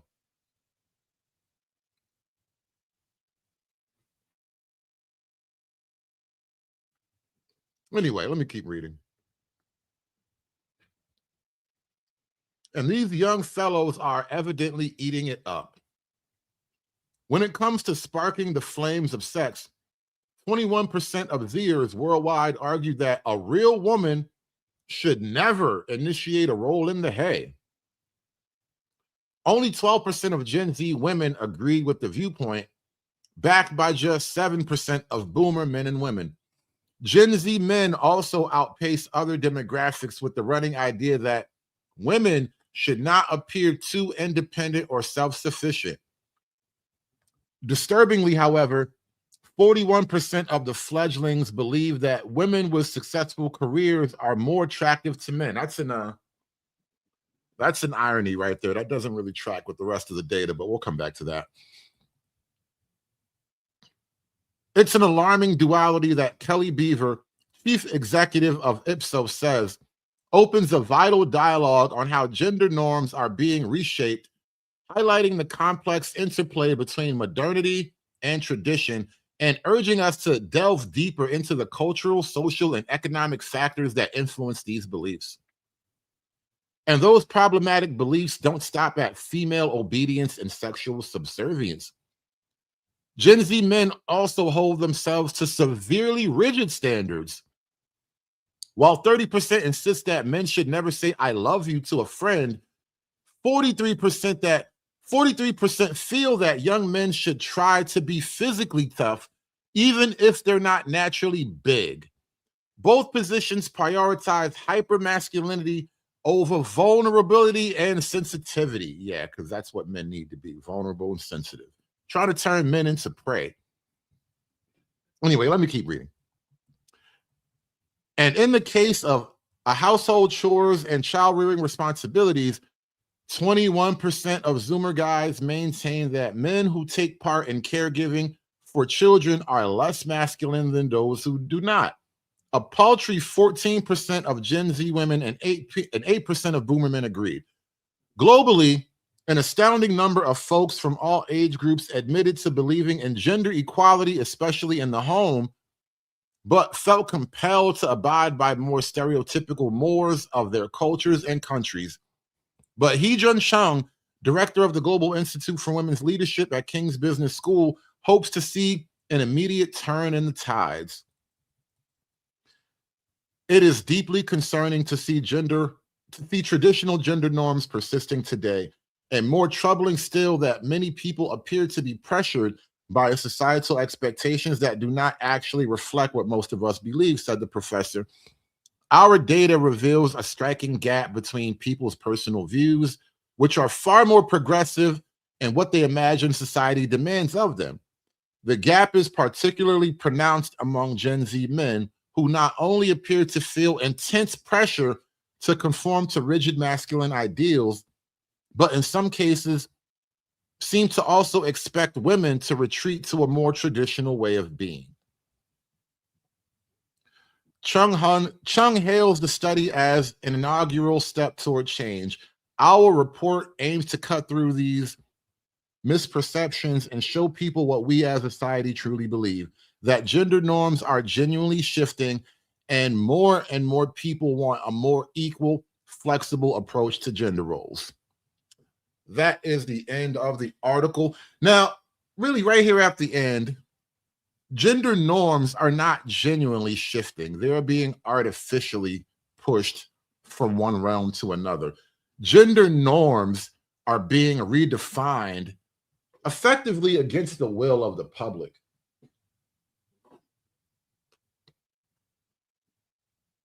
Normal, everyday people don't reimagine gender norms.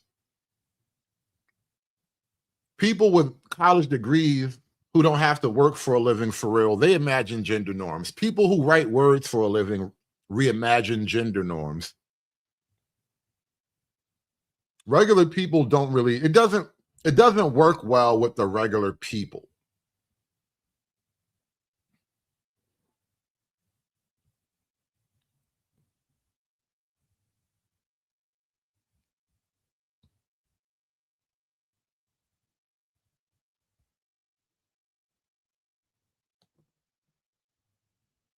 What are some red flags that you do not want in your partner?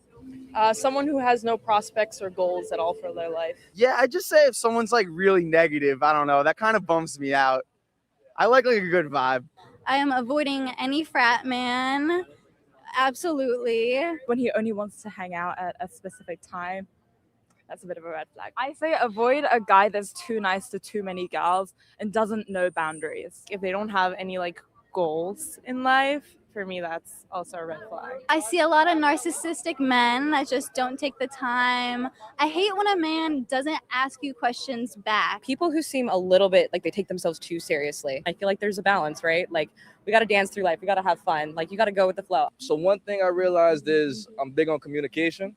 So the first red flag that I usually try to see is like, I'm not going to be like, hell, you're going to text me every hour, but at least let me know what's going on throughout the course of the day.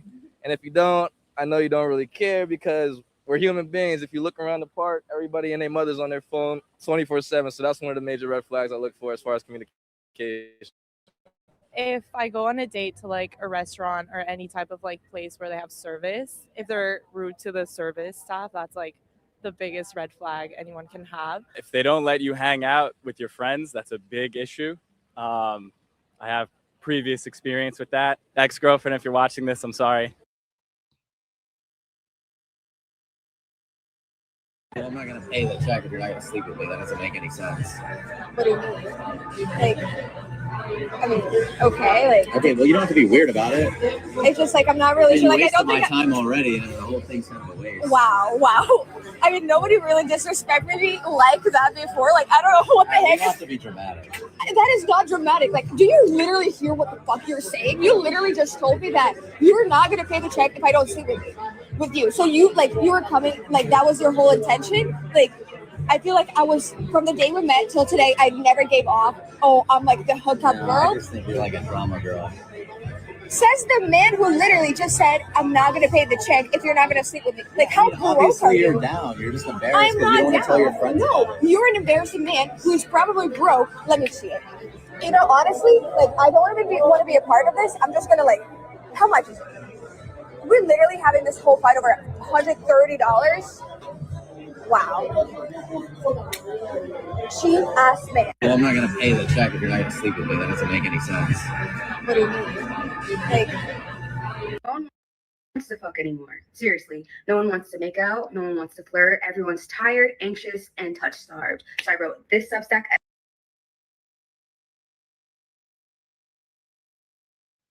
This is another concept I keep hearing about. And only women talk like this. Women are touch starved. Not only are the boxes falling out, but niggas refuse to touch them. Ladies, what's going on? Your box is falling out. Niggas don't want to touch it.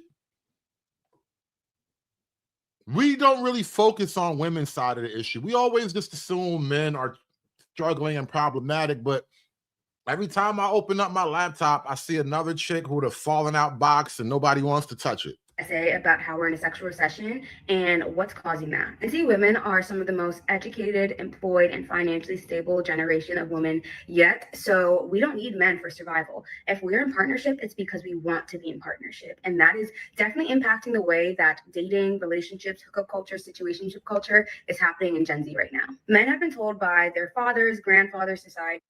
You know, I think there's something that needs to be brought back to the forefront of these conversations.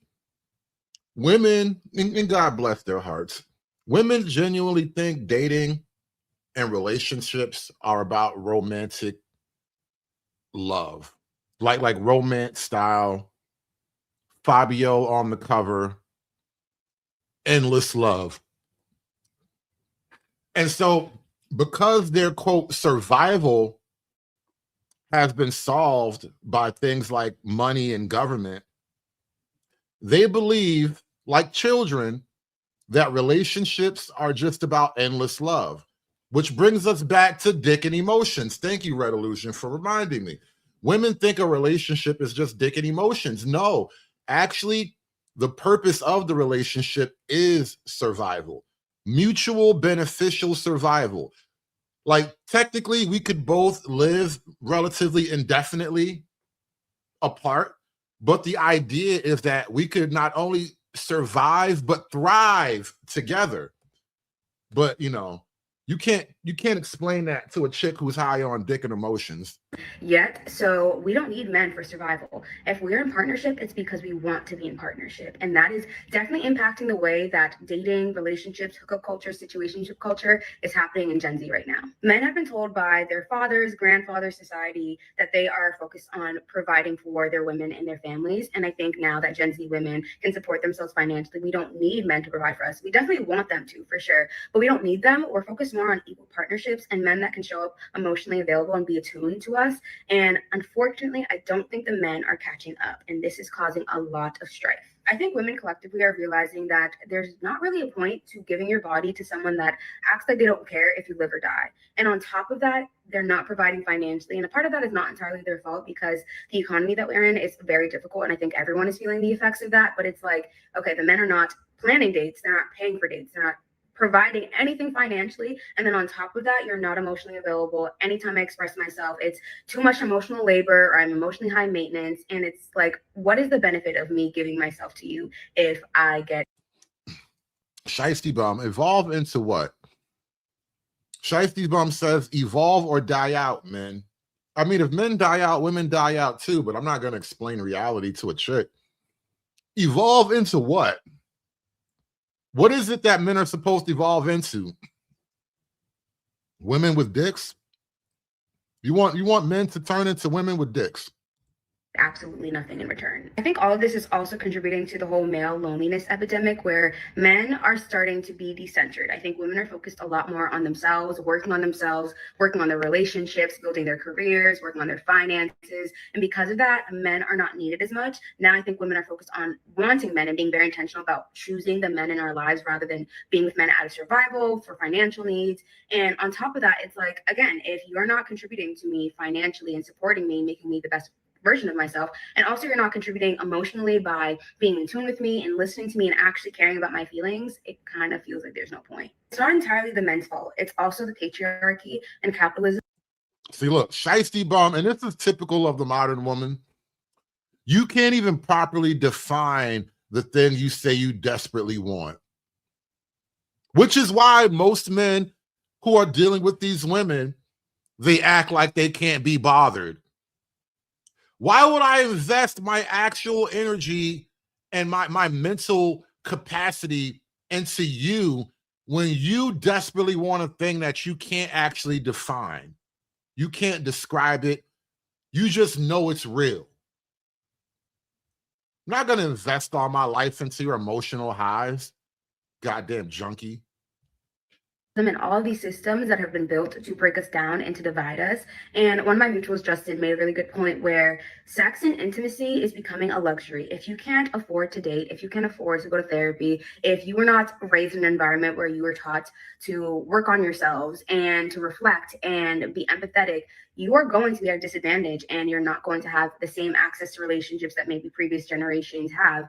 And I think another big thing as well with our generation is everybody is afraid of vulnerability. Everybody's afraid of intimacy, and that's also contributing to the divide as well. And I'm honestly seeing that in my personal life as well with my friends who are all educated, well-spoken, good head on their shoulders, good people that are beautiful and kind and giving. And even they are in a similar predicament where a lot of people are not in relationships because they don't want to acquiesce to their side. And a lot of people are horny and pent up and have no sort of release because, again, why give yourself to someone that can't contribute to you in some way? But also people don't want to do the work to be the type of person that can be in a relationship. So where do we go from here? There's a lot that we can't control in this world, but there are things that we can control, and that's how we treat each other. And I think one solution to this would be, I would love if the men would take a step forward and try to become more emotionally available, try to be vulnerable and be comfortable with intimacy, even if it doesn't necessarily start with the women that you're.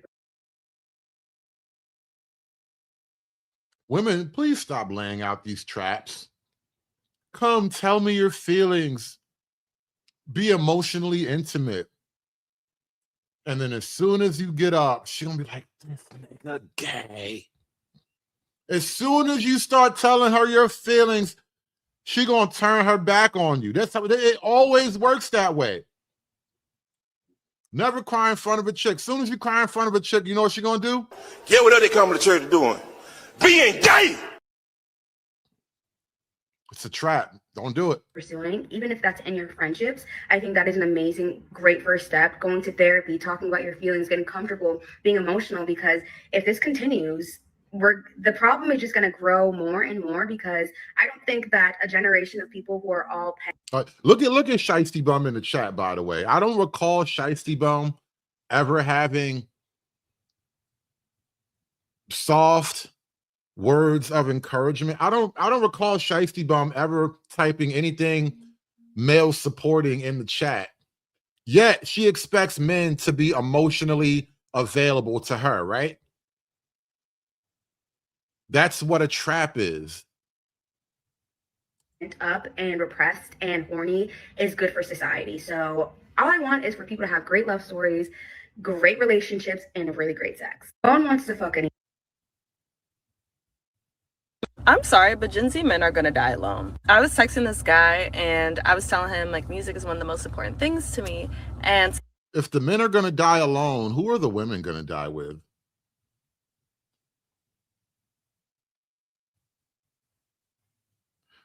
I don't think the chicks have thought this one. I don't think they've thought that one out fully because, you know, girl brain.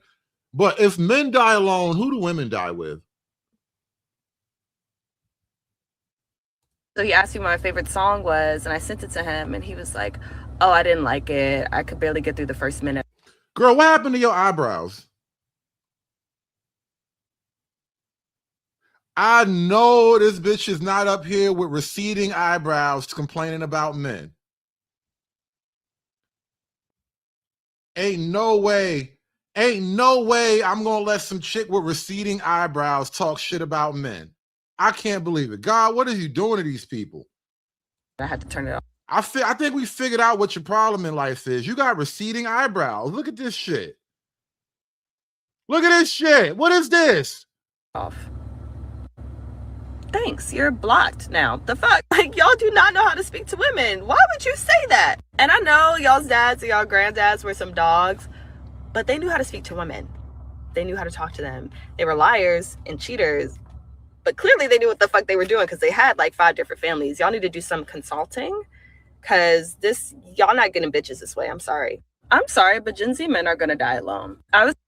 Just in case you've been wondering why you don't see a lot of young women going on dates or dating around, so to speak, I'm going to give you a play-by-play of a really common conversation that I've seen on my own phone and also on my friends' phones on apps like Hinge and stuff. So it starts out and the guy will text you and he'll be like, you know, hey, I think you're really pretty. Sometimes I don't even say that. Sometimes I just say hi, you know, and it's like, And then, you know, you'll say hi back or some sort of greeting. And if they complimented you, you'll be like, oh my gosh, thank you so much, you know, whatever. And then the guy will be like, okay, so, you know, when are you free? And then you say, oh, I'm free Friday. And he says, cool, me too. And you're like, cool. And then he'll say, okay, so what do you want to do? What did you have in mind? What are you thinking? Who are you talking to? Because it's not me. I'm not planning this fucking date, bro. Like, you are planning it. Right? This is a dating app for dates. You have to plan the date. Like, I'm not planning the date. Like, I did not text you first and say, like, hey, I think you're really cool. Let's go to this place. Like, you texted me, asked what day I was free.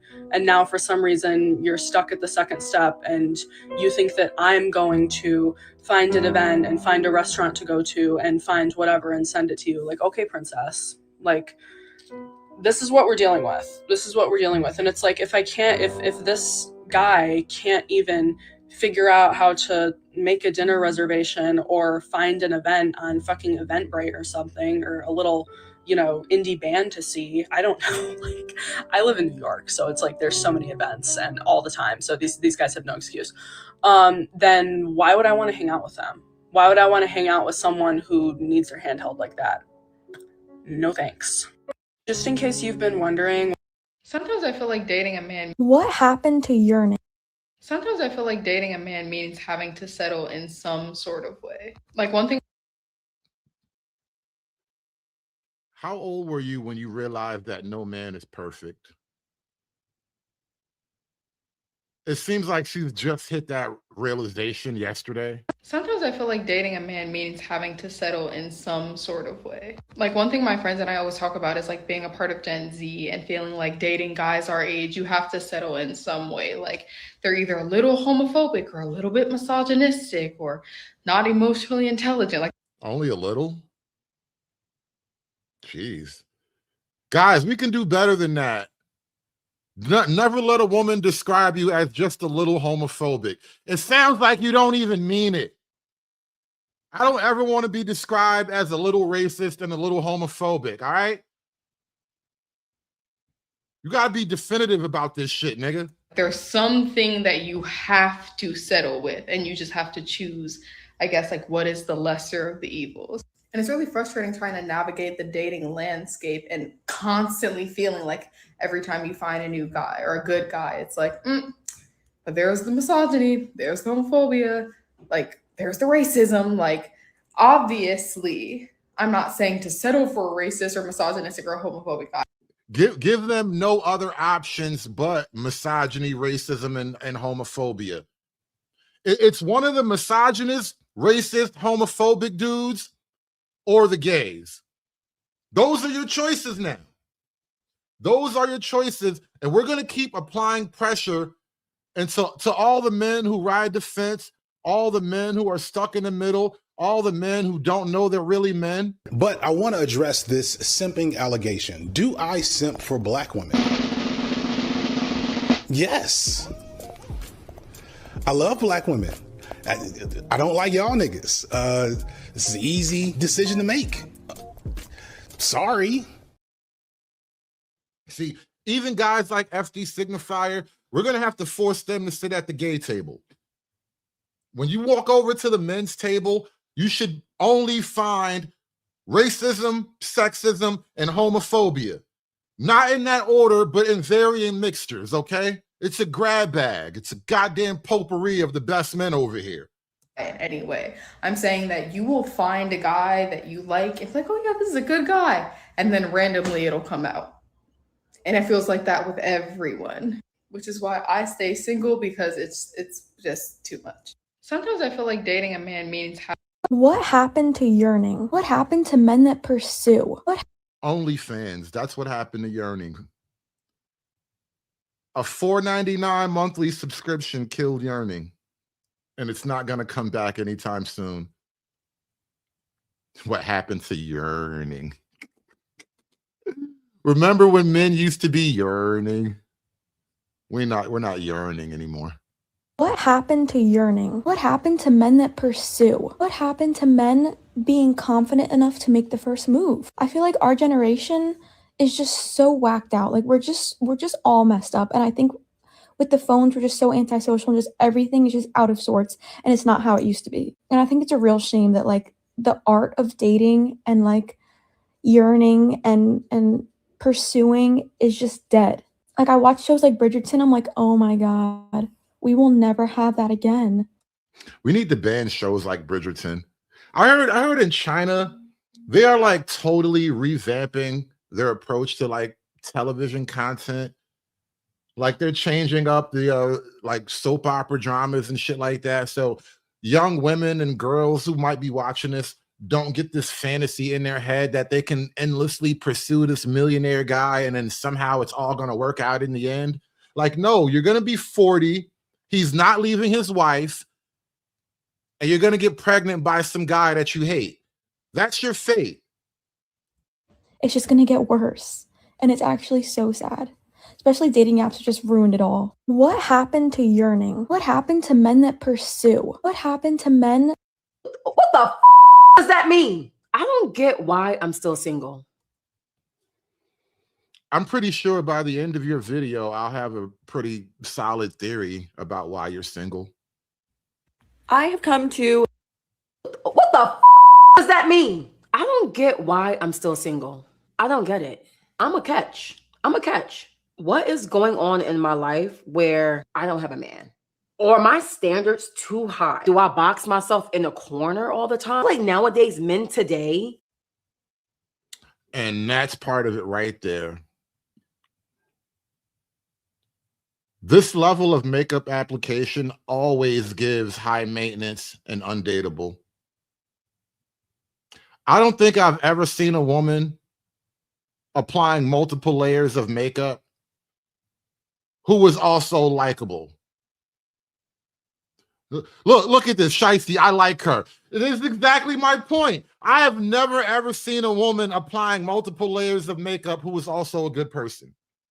They literally hide behind layers of makeup. Why do you think they call it war paint? Who do you think they're at war with?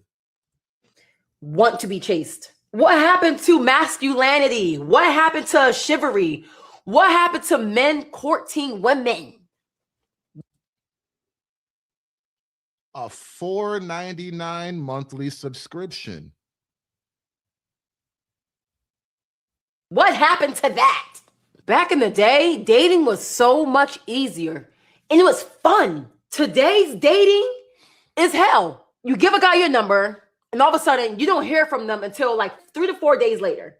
What was the point of me giving you my number? If you're not going to text me, I don't get it. The talking doesn't go as far as the actual app. Hey guys, do me a favor. Like the video for me and let me know.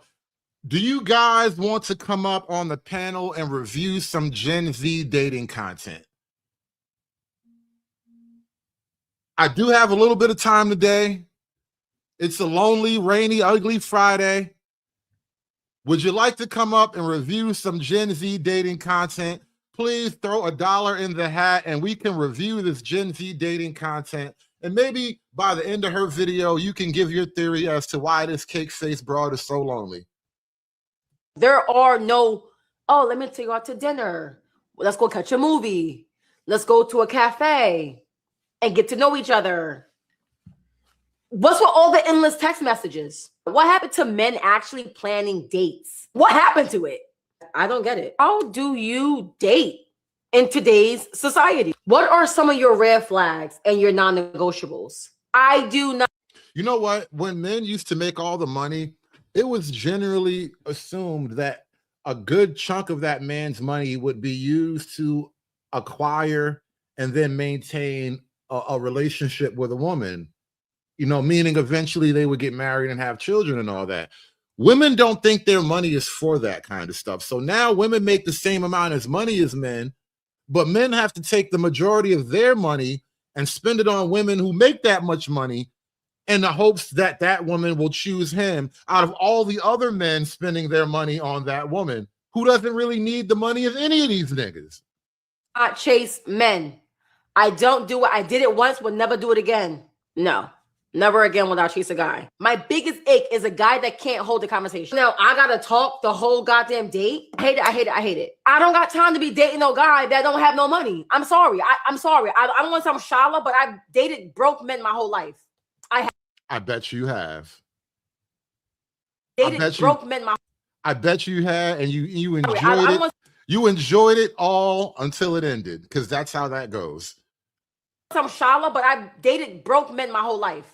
I have. Now I'm in a place where I have money and I want to travel and I want to see the world. I don't want you to buy me nothing because I could buy it myself. That's not what I want. I want you to have the financial stability. Well, why don't you take him on the place on the listen? If there was a man, if that was your man, he would be taking you to places. He would be traveling with you. Be like, come on, babe, let's go, right? Now that you got the money, you like, I need a nigga with more money. To pick up and go on a trip. That's all I'm asking. I'm not asking for no Louis. I'm not asking for no goddamn bust down Chanel. I don't even goddamn like designer. I don't. I really don't. Oh, you're just very intimidating. What the does that mean? How? Yeah, you are very intimidating. It means I would rather not deal with all of you. You are a lot, and I don't have room for you in my life. Do I come off intimidating when I'm the most socializing person ever? What the does that mean? How do I come off intimidating when I'm the mean? How do I come off intimidating when does that mean? How do I come off intimidating when I'm the most How do I come off intimidating when I'm the most socializing person ever? Specifically, my ladies, I want to hear how you are dating, especially in today's generation. What are some dating apps you're on? Where do you go to date? And what are just some of your non-negotiables when it comes to dating these men? Because I ain't got time. Anyway. I have come to a genius conclusion, and it is why Gen Z has an awful time with dating nowadays. Are you Gen Z? Do you have a failed situationship, relationship, talking phase, anything? I'm sure the answer is yes. I've had too many to count. But after my last failed relationship, I was really thinking deeply about this topic. I wholeheartedly believe that it is because Gen Z is broke. Hear me out. I know that sounds absolutely crazy, but we're the generation, right? We dealt with COVID. It ruined our work ethic. I personally was a junior in high school when COVID started, and it ruined my work ethic so much, and it took me so much to get that back. Like, you're sitting at home, doing school from home. You can look everything up online. Classes become so much easier. You don't have to put an effort to go to school. You don't have to wake up early, dress up, all of it. It becomes a cakewalk. And then our generation gets into college. ChatGPT comes out. Classes are easy. You can take online classes if you want. And it has genuinely just become such a work from home, lazy environment. It's upsetting too, because our parents weren't like this. I know you're going to come for me and say that I sound crazy, because I probably do. And I know I sound like my parents, but it's true. Our parents worked multiple jobs. They went to school, got ready, had to study in the library, not use the internet. Oh my gosh, why do I sound so old? And then we're sitting here complaining about the fact that we have one 8 a.m. class throughout our whole day. We don't have a job, and that's all we have to do. Anyways, moral of this story is that the way Gen Z has been raised is lazy. We are a lazy generation, and we need to fix this. But what does being a lazy generation entail? It means that we are not going to make good money. I figured out how to get around this, so I'm not a part of the we anymore. Everyone is too lazy to work an actual job where you have to get up and get there at 8 a.m. and stay until 5 or 6 and put effort into your appearance and put effort into your job. People expect to get work from home jobs now. Work from home jobs do not pay as well, and they're just not sustainable for a long term. So in turn, we're all graduating from college. No one is accepting jobs, meaning we aren't getting jobs, meaning we're working retail jobs or side jobs that aren't paying anything. And Gen Z, we're all in our 20s. So moral of the story, we're all broke in that aspect. Dating fails if you are broke, girls and guys. Dating fails when men are broke. Nobody gives a shit if women have money or not. Men don't give a shit if women actually have money. Dating works when men make more money. I actually saw, there was a study that came out recently. I don't know, maybe I can dig this up, but when men make more money,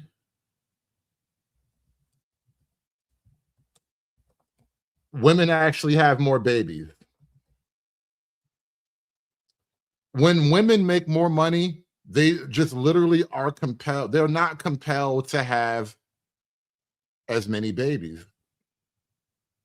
There's something about a man having money that makes a woman get all fertile. I don't know why it works that way, but when the men as a group, when the men have more money than the women get fertile. They literally have more babies. When women have more money, they tend to have less babies. So here's my dilemma. I love being single. I love that shit. I love just being alone. But I'm alone.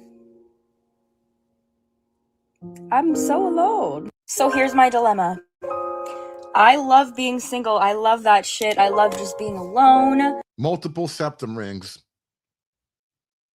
One thing that is unique about dating in your 20s that aren't all the obvious. So if you hypothetically are a girl who tends to date older, there's this weird cutoff because you can't go too far because then they're a millennial. So then you start getting like all the emojis and like the smiley faces, like the colon parentheses smiley face, just like corny, like it's too corny, like you can't do it. But then too close in age, they're like still playing the field, just kind of immature, but not necessarily immature. They're just like figuring their things out. I try and give guys around my age just like some slack. I'm like, you're just starting your career. You probably have to iron that out, right? I'm going to skip over you and like go past that. But so that leaves me with like a very, very narrow window. Because I'm like, okay, early career guys who are like the equivalent of a city bike, like they're, so I'm like, And then 30 feels, that doesn't feel that drastic to me. I'm 24. But if they're a millennial, I'm in this weird phase where I'm like, okay, I should wait to date till maybe the guys in the window below get older. So I'm just in pause. Like I'm literally just frozen in terms of dating and talking to guys. Like it's not. Like I'm like, it's not worth it. It's really not. One thing that is unique about dating in your 20s. Okay, guys, advice needed. So I'm going through a midlife crisis and I'm only 27, but I am a single 27-year-old woman. And honestly, I feel like I've had my party stage in my early 20s, like just being in the bars, in the clubs, like I did it all. In 2022, I even worked in a bar. And it's just like, honestly, I'm really over the bar scene and like the being outside scene. But as a 27-year-old single woman, how else am I supposed to meet men? And I feel like this is where the identity crisis or midlife crisis is coming into play, because technically I have not met a good man in the club or bar setting. If I would have met a good man, I wouldn't be a 27-year-old single woman, right? If it were up to me, I would just do stuff during the day, like go. Is it possible the fact that you haven't met a good man while you were at the bar means you weren't a good woman either? Eat, like do whatever activities I can do during the day and probably be home by like the latest 11 p.m. I really don't like to be out. You want to come home at 11 o'clock at night? And you want a good man? Outside anymore. But like I said, like, how do you meet people if you don't go outside to bars and clubs? And for a better explanation, I really don't like to talk to people via social media. Like, I don't like DMing. Like, I do not respond to my DMs. I feel like that's just not organic. I really like to meet people organically, like in person. I am not on dating sites because it's not that serious to me. Like, I'm not desperately looking for a relationship or dates right now, honestly. But I'm realizing that because I'm not desperate for it and I haven't really been going out, it's just like, okay, so how are you ever going to eventually get this man if you don't leave your house? Like, so yeah, I don't know. Maybe I'm asking this question to older women that, you know, have met men and they don't go outside. Where did y'all meet these men at? Like, where were they at? Like, were y'all just walking in the grocery store? Where did you find this man? Okay, guys. As a woman living in this generation, here's some reasons why you should probably stay in that relationship, even if your man is cheating on you or if you're going through struggle love. Whoa, that was unexpected. She like, look, it's rough out here. You better keep that nigga. If he halfway decent, forgive him.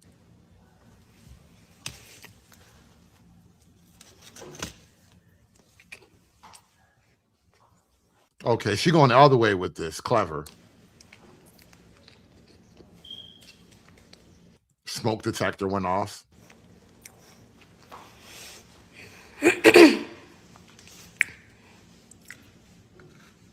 One more beep. Come on, one more beep.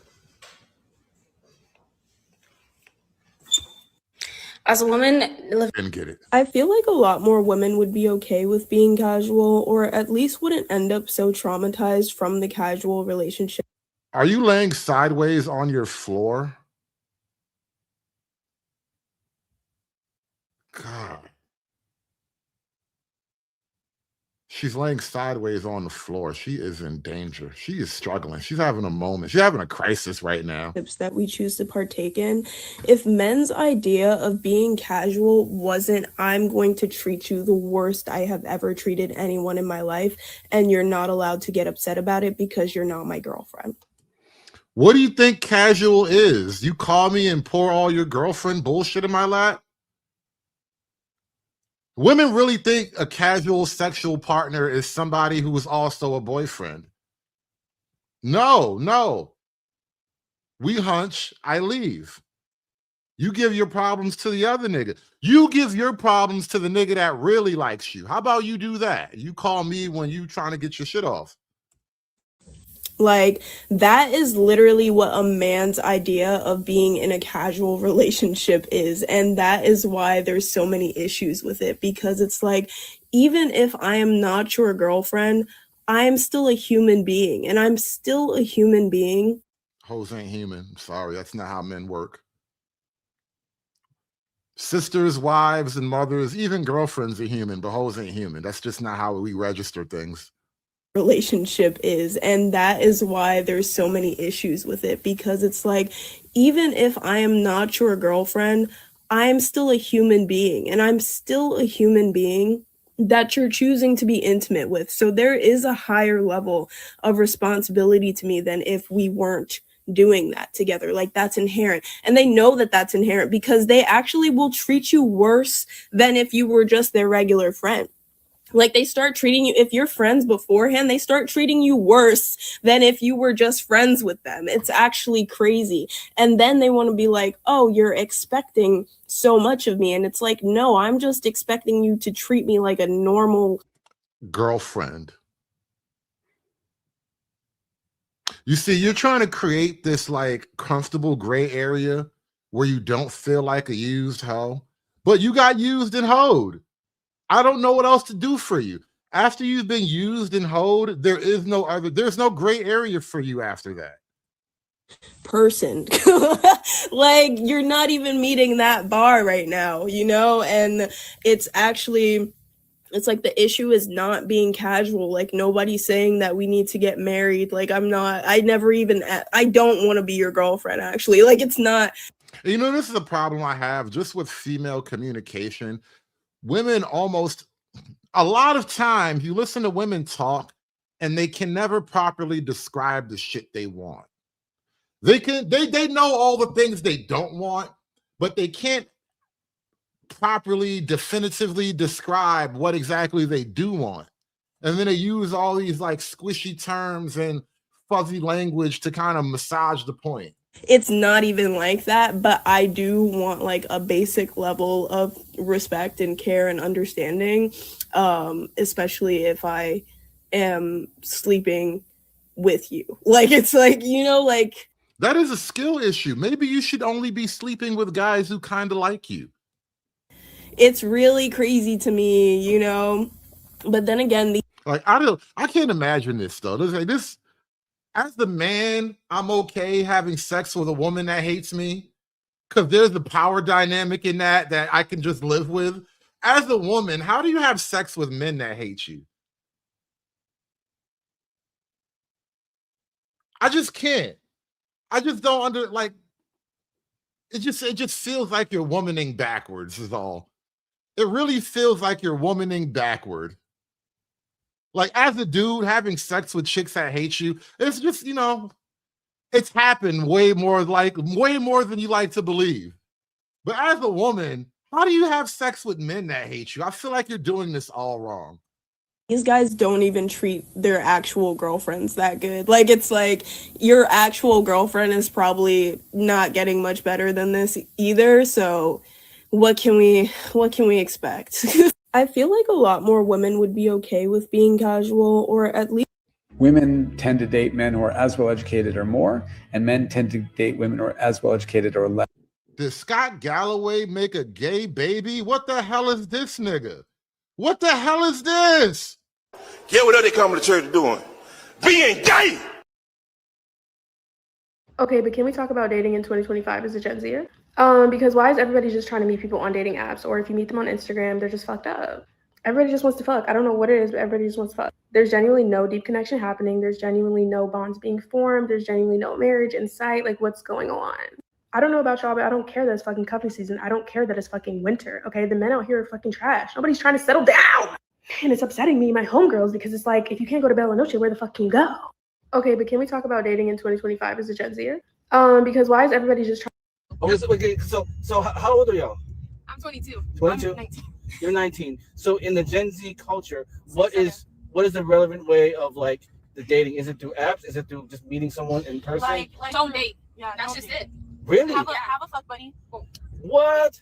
Well, in some cases, yes, it's better to just live life and better yourself every day, and just don't date and don't accept no man. Hey, there's only two things in life that'll find you. You never have to find it. That's death and love. But you said don't date, but you already got a man, right? Yeah, but he came to me. I didn't go looking. Is it like a just a friendly benefit, or No, it's it's serious? Huh? Yeah, serious. But let me ask some people, y'all's generation, none of them are really into dating, huh? No, they're just into fucking. Yep. What? Into fucking, but like you can't be fucking on nobody else, but they can. Oh my Yeah. gosh. Ooh, Well, that's why? not respect each. No, nobody. Damn. What's going on here? Shout out to my man Jamar with the 20 ball for the good content. These hoes want exclusive casual sexual encounters. Make it make sense, man. It costs a lot of money to bring the real. And with this, I dress myself in cashmere. I dress myself in $100 pleated slacks. I dress myself in alligator shoes. I wear a $15,000 Rolex. I got Mercedes-Benz, Rolls-Royce, that biggest house on the biggest deal. Yeah, we don't care. I got Mercedes-Benz, Rolls-Royce, that biggest house on the biggest deal. Yeah, we don't care. You talking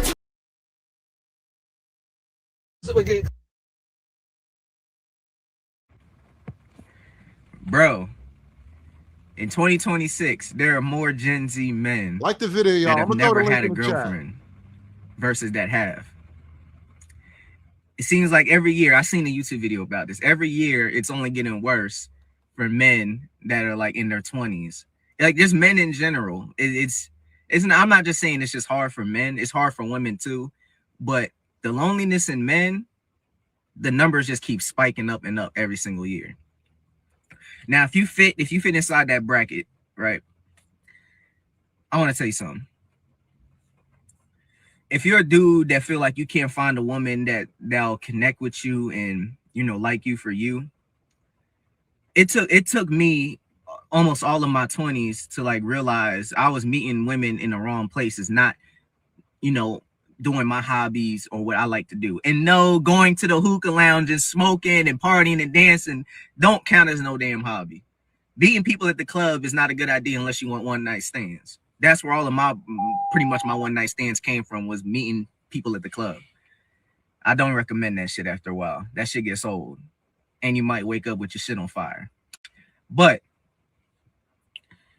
what it took me to realize, right?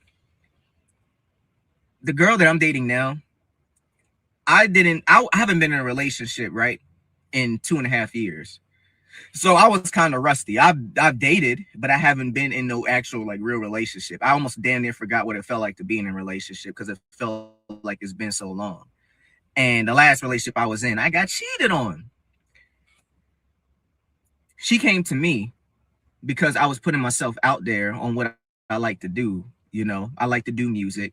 That's one thing that me and her have in common. She liked to sing and she liked to do all, you know, all of that lovey-dovey stuff, right?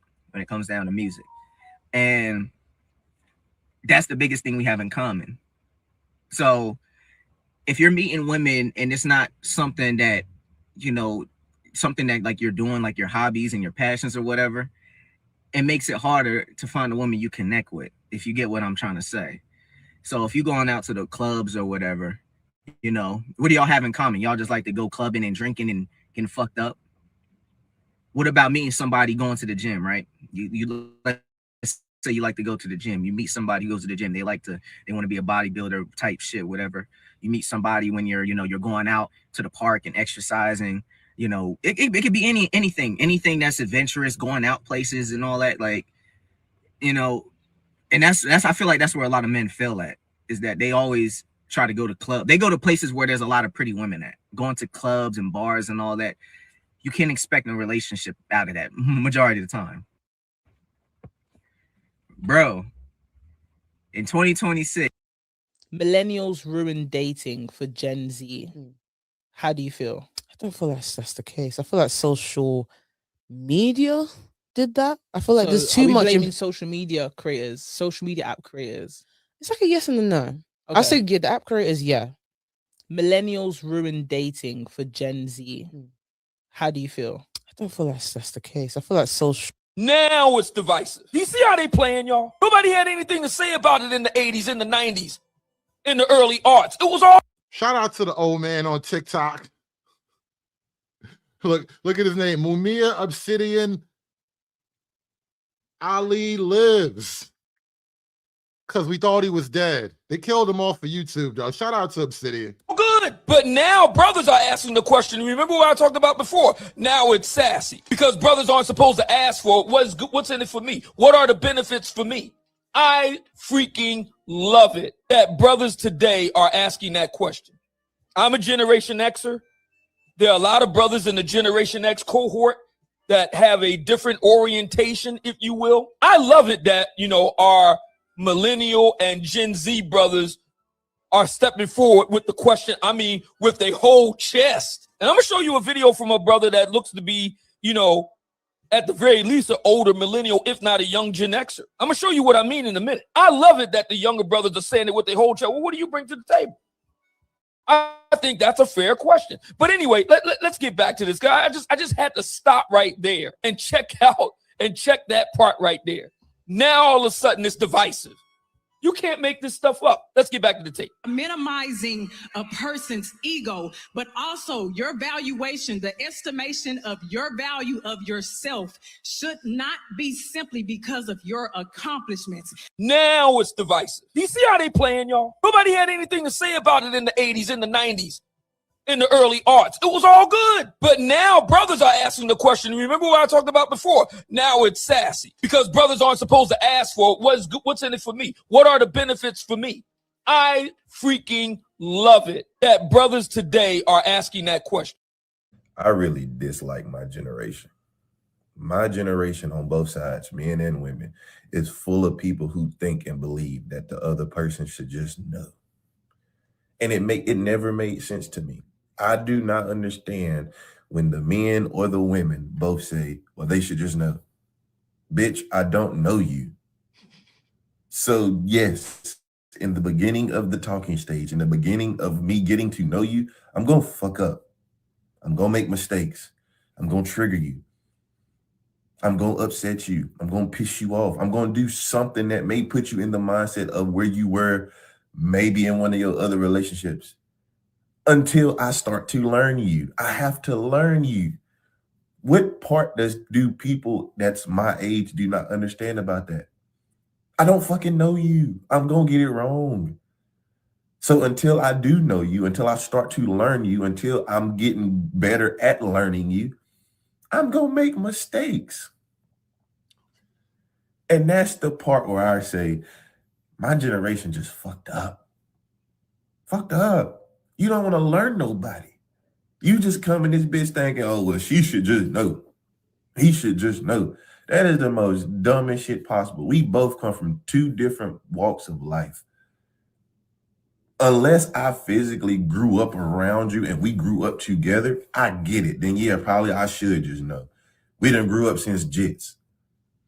But if I done lived in damn near fucking Idaho, Kentucky or some shit my entire life, and you done lived South Carolina or some shit, and we finally meet, bitch, I don't know you. I know nothing about you. So yes, I am going to trigger you until I learn what triggers you and to not do it no more. I may do something that is going to piss you off. I may do something that may upset you. Why? Because I don't know you. You don't know me. I don't know how you grew up. You don't know how I grew up. That is the point of us trying to learn each other. But this whole notion that somebody is just supposed to know off rip, it's weird. I'm never going to know. We got to start calling this generation cooked, y'all. I didn't know it was really that rough. Yeah, I went on an amazing first date with a guy, hit it off, had great conversations, great things in common with our family, and then he said he still lives at home at 31. And there's nothing wrong with that for other people, but if you're gonna date me, I'll be busting into dance in the middle of my own hallway in this mirror, just crazy, like in the middle of the day, loud. Because I don't have to worry about anybody else in this here house, because it's my house. And so tell me if I'm wrong, but I don't think I am. I just told him, I said, I loved our date, but we're in different life stages right now. And maybe we can pick something up in the future if we're both available. But right now, I want to release you to focus on your goals. Damn. She got rid of that nigga like it was a job interview. Like, we're looking for a candidate that's just a better fit. Half of Gen Z men no longer actively even trying to date. They're not even trying. And so the question is, well, why is that happening for women? Women, first off, are dating older. They want more economically and emotionally viable men, and that usually means older men. In addition, when young women are lonely, they have much better social networks. They have much stronger friend networks, whereas guys become kind of lone wolves and kind of literally sequester from everyone and everything. That is a male phenomenon that actually it doesn't even like pertain to this particular generation. It's something that you see in older men, definitely. So the fact that you see this phenomenon happening with like the younger guys is a bit spooky. But this problem of men just pulling back from culture and society or whatever, just, you know, work, home, gym, work, gym, home, right? That kind of thing that guys get into, it's kind of just what we do. And this is why on a certain level, I tend to reject the male loneliness crisis, the way they portray the concept. I think it's way too overblown of a concept. I don't think men struggle with isolation and sheer loneliness as an emotion the way women struggle with loneliness as an emotion. Men have a lot easier time building hobby and routine for themselves that will take the place of that emotional gap. Well, that will fill the emotional gap, rather. Women, they see that and they desperately wish they could be like us. I want you to go take a shave and go dance. Ma, when are you going to give up? You got a bachelor on your hands. I ain't never going to get married. You're going to get married. Well, sooner or later, there comes a point in a man's life when he's got to face some facts. And one fact I got to face is that whatever it is that women like, I ain't got it. I chased after enough girls in my life. I went to enough dances. I got hurt enough. I don't want to get hurt no more. I just called up a girl this afternoon. I got a real brush off, boy. I figured I was past the point of being hurt, but that hurt. No, Ma, I didn't want to go to Stardust Ballroom because all that ever happened to me there was girls made me feel like I was a bug. I got feelings, you know. I had enough pain. No thanks, Ma. Marty. No. Shout out to 1950s incel core. It's always been like this, though. In a lot of ways, nothing new is really happening now. Maybe it's happening more, it's happening earlier, but this has just been a phenomenon of the human condition. I'm gonna stay home tonight and watch the hit parade. You're going to die without a son. So I'll die without a son. Oh, Marty, put on the blue suit, huh? Blue suit, gray suit. I'm just a fat little man, a fat, ugly man. You're not ugly. I'm ugly, I'm ugly, I'm ugly. Marty. Ma, leave me alone. I've never struggled with being fat, but I've always been an ugly man. Life is hard for the ugly men out there. You guys just don't know what it's like to be an ugly nigga. I tell you, you don't know the struggles I've seen. Nobody knows the ugly I've been. Not ugly. I'm ugly, I'm ugly, I'm ugly. Marty. Ma, leave me alone. Ma, what do you want from me? What do you want from me? I'm miserable enough as it is. All right, so I'll go to the Stardust Ballroom. I'll put on a blue suit and I'll go. And you know what I'm going to get for my trouble? Heartache. A big night of heartache. Damn. I kind of want to watch that movie. Part of me wants to know, did he get laid at the ballroom that night? What happened at the ballroom that night? I don't know if it's just me, but Maturing is realizing just because someone got older in age doesn't mean that maturity followed them. Viewer discretion is advised. I feel like there are some words that should just not at all exist in a grown man vocabulary. I'm gonna give you 5. So the first one, ouch. You're a grown ass man, so it hurts. You got a boo boo. Damn, you can't even say ouch no more? It's 2026 and you're not allowed to use the word ouch. You got to be like, yeah. A hammer fall on your toe, be like, yeah, nigga. Okay, fellas, first word on the list is ouch. We can no longer say ouch because it's just not masculine enough for her. Despite the pain we may or may not feel, let's collectively remove the word ouch from her vocabulary to make her happy. Yeah, let's continue. Literally. Literally what, sister girl? Don't piss me off. Fellas, the second word on the list is literally. We must collectively remove the word literally from our vocabulary because it belongs to the women. She said that if we use the word literally, in her mind, it plays out as... You know, I feel you, homie, but I'm tired of having this chick telling me what I can and can't say. Would you end a relationship because you don't like your partner's career? A lot of Gen Zers would, according to new data. A new survey of more than 1,000 Americans reveals that career chemistry, that's a thing now? You got to have career chemistry? I got to have game and a job that she like. It's not even just a good job. I got to get a job from the list of approved jobs. Career incompatibility is a major dating deal breaker. A third of all Americans said they'd break off an otherwise great relationship because of a career mismatch. But for Gen Z, it was 44%, higher than any other age group. You're probably assuming this is all about money, right? Mismatched incomes. But it's actually a lot less shallow than that. Career compatibility is actually about values. Respondents defined it as shared views on everything from work-life balance to mutual support to just plain old schedules. Having different lifestyle expectations like income was actually cited the least, which is not to say that money doesn't matter at all to Gen Z. More than 1 in 4 also said they'd reject a partner for things like job instability or inconsistent income. But for the most part, it is about a values match. Gen Z simply doesn't seem interested in just dating for fun or in relationships that are mostly good but fundamentally misaligned on things like goals and work ethic and ambition. One thing seems clear: love isn't necessarily enough for Gen Z, which makes sense given the conditions they've come up in. And in today's world, well, it's not exactly hard to blame them for not being hopeless romantics. You know, being of a particular age, it's amazing the changes that we've went through. I remember growing up hearing love is all we need. And now as an adult, I get reminded every day that love is never enough. Yeah, listen, when we were younger, I don't know if you're my age, Miss Cantrell, but when I was a young man, I remember hearing love was all we need. It was literally written in songs. It was quoted in movies.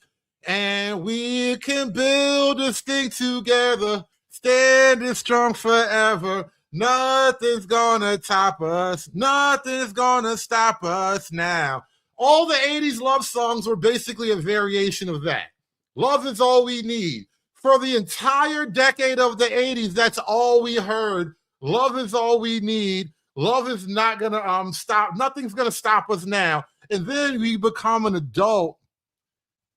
And it's, no, you know what? Actually, right after the 80s, right by the end of the 80s, I remember being a kid. This I know was the end of the 80s because I was still young.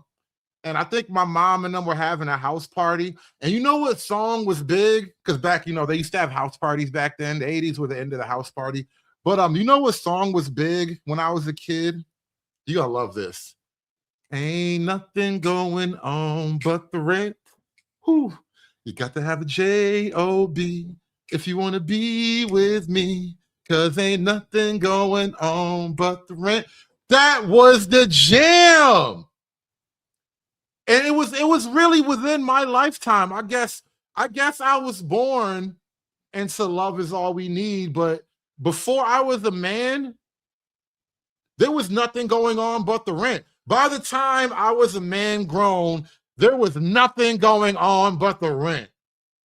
I feel like I was born right at the tail end of the good times. American man, what's going on, man? Do you remember when there was nothing going on but the rent? Do you remember a time before that?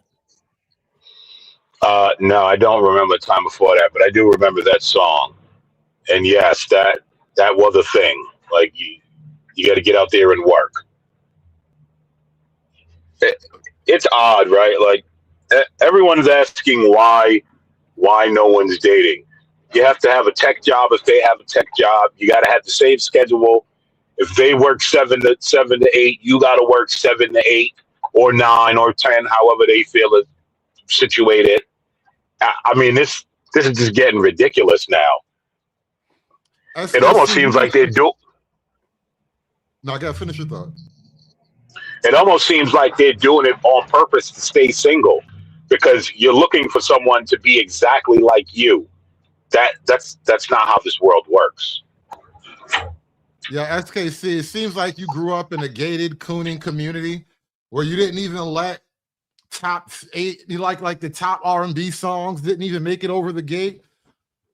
It was a nice time. You must have had a nice childhood, SKC. But out here in the world of house parties and shit, this was the jam. This is what they were dancing to in the house party world. Ain't nothing going on but the rent. And not that love was ever enough anyway, but it gave, I think, let's go back to the idea of the blue pill for a minute, right? The blue pill is a great motivational strategy for the average man. The idea that, you know, you love her, she loves you, and we're just gonna stick together and make it work, you know, nothing's gonna stop us now. When the average man realizes how purely transactional a lot of this has become, do you think we'll ever be able to walk back from that cliff once men stare into the abyss that is the woman's black soul? Do you really think men can just easily walk back from the cliff once men have a good look at what women hold in their hearts? And this is why the blue pill was such a powerful thing, because once men and this is why I think when you get back to the opening show and the title of the show, Gen Z isn't dating because they want women to obey. I think this is why overwhelmingly around the world, and again, feminists are relatively correct about this, but not for the reasons they think. They think men just hate women. But the reason why men have to oppress women in order for things to work right is because in your heart of hearts as women, the things that you want, the sexual decisions that you make will kill us all. And so the only solution to female choice is varying degrees of female oppression. And then once the women are oppressed, it gives men room to be fantastical.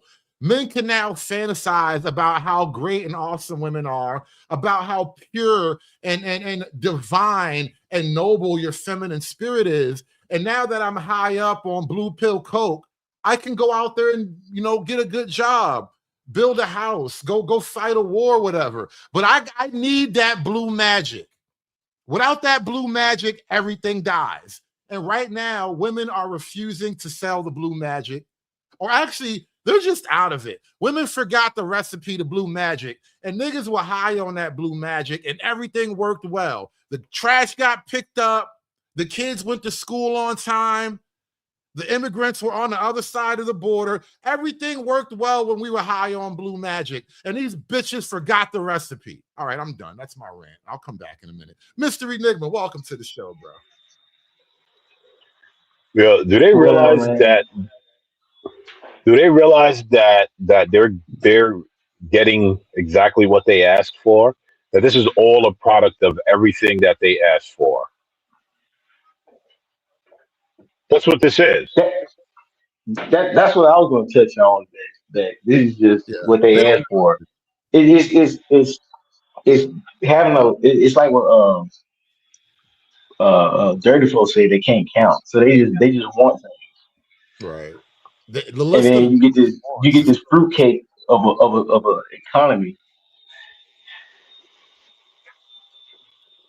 Yeah. This seems like it is a list of endless wants, and that's another thing that's kind of killing the relationship world. Is like nothing is good enough. It seems like everybody. Barack Obama used to say this, and it's probably one of the best quotes you could ever remember him for. But you shouldn't let perfect be the enemy of good. And what I see oftentimes is women are throwing away good over and over again on the quest to find perfect.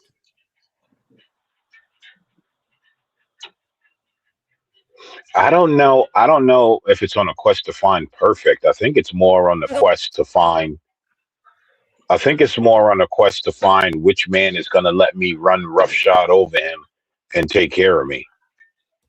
That's mostly what I think this is. I don't think it's anything to do with perfect. Well, perfect. I think it's go ahead. No, I said perfect may be subjective. Not to disagree with your argument, but I'm saying maybe that is a subjective definition of perfect. Oh, right, correct. Yeah, okay, I see. I take your point. I wouldn't say perfect. I would say better, just more. Right. Which is, again, that's another sort of joke. It's a story I've heard before in these type of conversations where, like, you ever heard the man store joke? Where, like, you take a woman to the man store where all the good husbands are, and on the first floor, there's like really, really nice guys, but you know, it's the basic guys, right? And you go up on the next floor, the guys are even better. They got great jobs, they love kids, they're emotionally available and all that. And then the woman's like, these guys are great, but I wonder what's on the next floor. And then on the next floor, you get like the captains of industry, the CEOs of the world. Not only do they climb mountains, they literally own the mountain. You know, you get all those guys, and then the woman's like, well, hell, tell me, if I could get that guy, what's on the next floor? And they get upstairs to the next floor, and it's an exit right back downstairs. And that's basically the man store joke. It's like women are constantly looking for the better man until they run out of men completely. Right. So it used to be we had breaks, we had policies in place to stop all that. You know, when you left your husband, you didn't have anything. You didn't get any support. You know, you just out there on your own, and then you know, you didn't have, you couldn't hustle the system. You didn't have the welfare or nothing like that. You didn't have the child support and all of that. So when you disconnected from a man, there was that period where the risk of you just being out there. You know, you didn't monkey branch to another man, because what if that guy's playing you? He's just playing in your face. You know, I heard a story of like, well, I used to witness this actually, like women, like older women getting played with these celebrity scams. It's like a Nigerian prince scam, but with like a celebrity from Hallmark or something, or Brad Pitt. You know what I'm saying? They divorced their husbands for these AI celebrities, and then, you know, spend all this money on them, and then, you know, and then from the divorce of the husband, they get like alimony or something. The Nigerian prince dating scam is probably one of my favorite internet scams. This is gonna be a very hard pill for some of you to swallow, so I'm gonna hold your hand when I say this. This Gen Z, we are cooked in the dating scene. Your eyes are very far apart. Makes me nervous. Especially my age group. I'm 19. It's actually chaos. There are 19 paces between your left eye and your right eye. Out here. I'm Ghanaian. All the niggas, everybody knows everybody being Ghanaian. So can you imagine how hard that is? Just can't wait to meet my future husband. This generation is out here playing way too much. This is gonna be a very hard pill for some of you to swallow. Here's my millennial take on the news today. An article came out saying Gen Z dating is on the decline due to loneliness and inflation, and I totally get it. When you go out with your friends and spend money, you're guaranteed to have a good time. But when you go out with a stranger and especially have to pay for parking, drinks, travel, food, and end up having an awkward night, it's totally a waste. That's why Gen Z dating is on the decline. You can have an awkward night alone for free. Here's my millennial take on the news. You know what? There's a joke I keep hearing, and it's a bit crass, but I think it speaks to a kind of economic reality. Make second families affordable again. Now, because the running joke is that men back in the day, and plus, you know, the economy back in the day was so strong that a man could work his 8-9 hours at the factory, have his wife at home raising the kids, happy to see him, and have a second woman in another side of town or a different city somewhere. And everybody was provided for, everybody was happy, everybody like understood the mission. And obviously, yeah, most men didn't have simultaneous families. It's not even a thing really, but it's the running joke, right? But the idea is that the economics of dating were so much in the favor of men who, frankly, the economics of dating have to be lopsided in the man's favor in order for men to participate in overwhelming numbers. That's what's really going on right now. The economics of dating are essentially like 50-50, meaning women basically make the same money as men.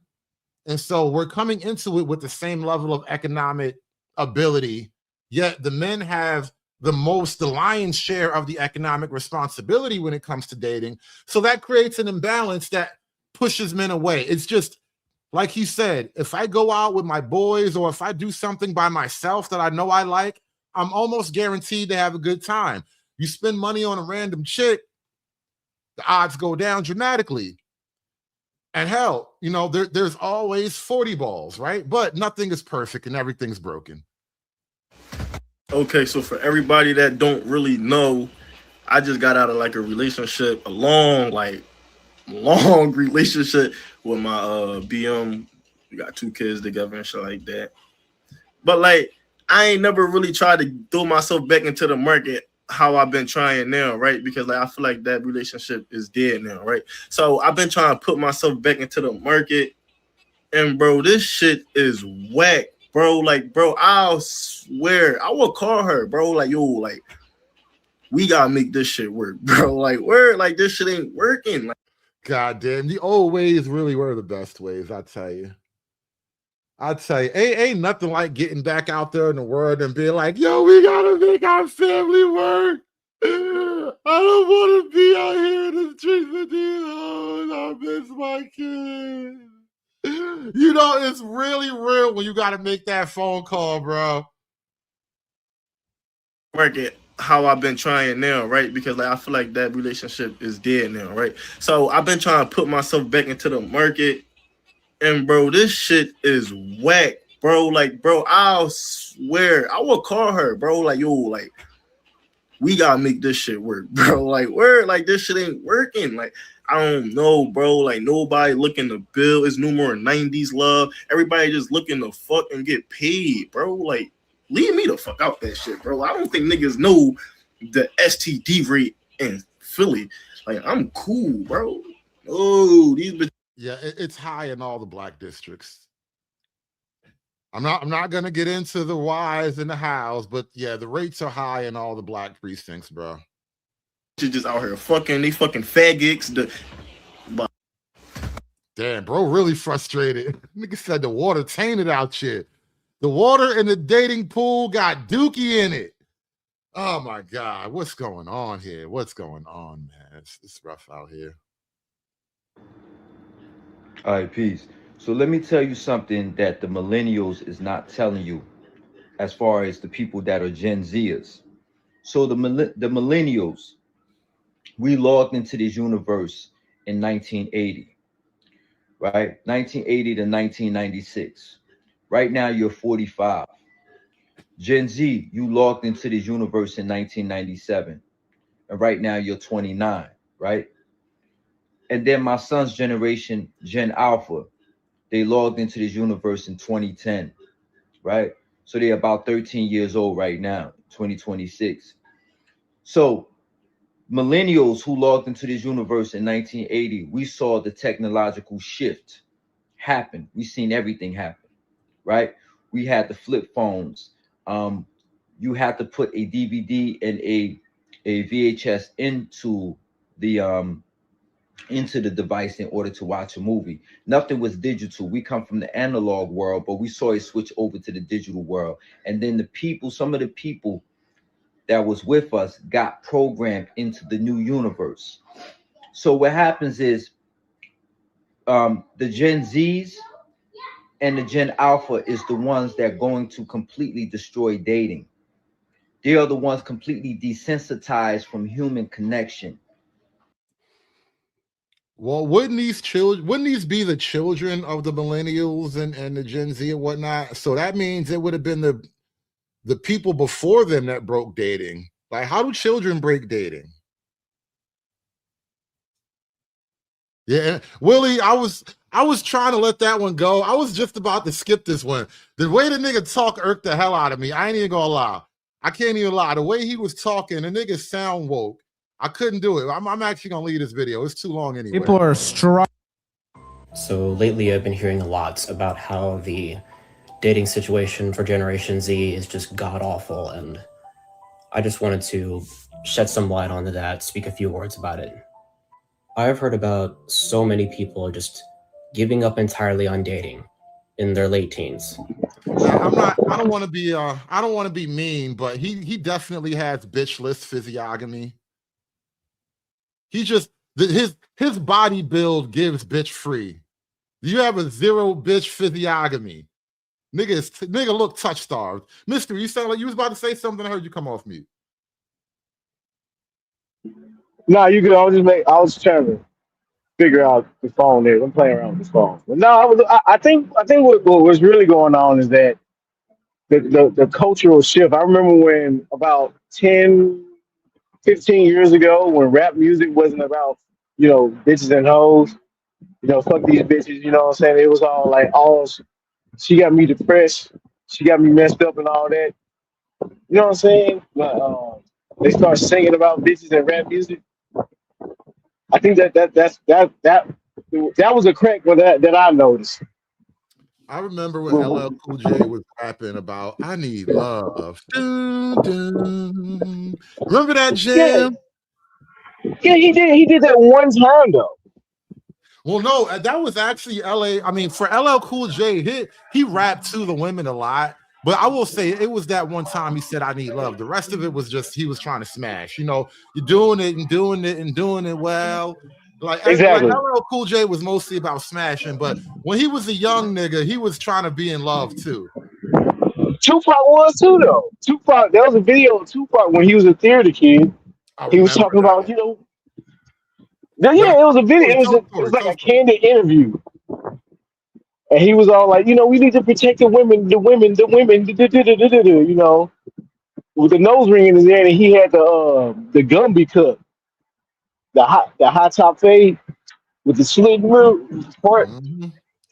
And then one day he got his heart broken, his feelings hurt, and it was California love. It was over after that. It was no coming back.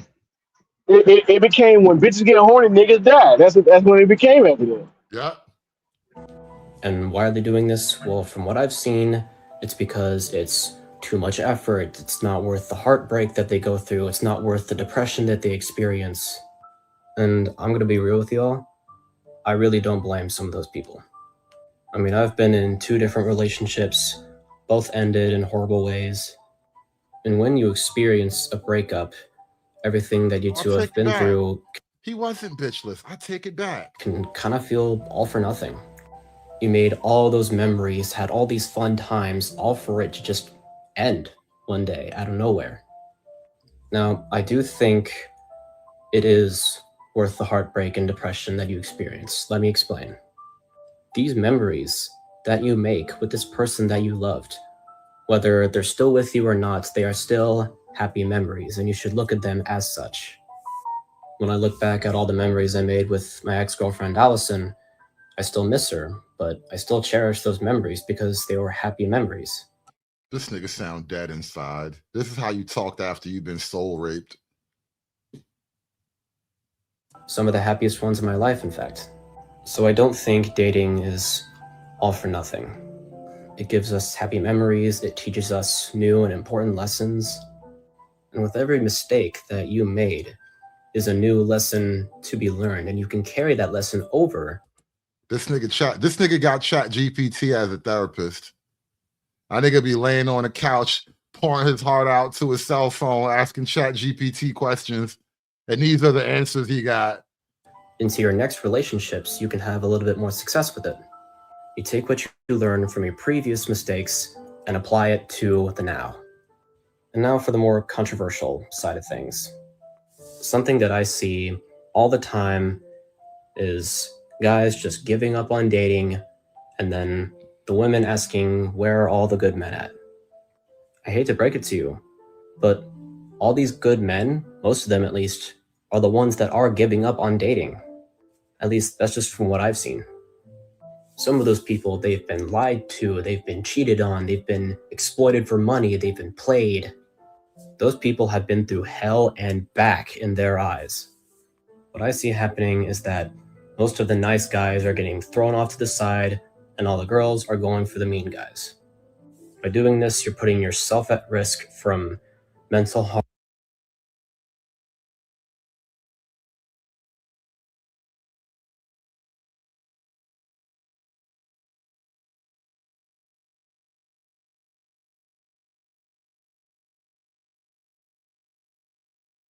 Muted.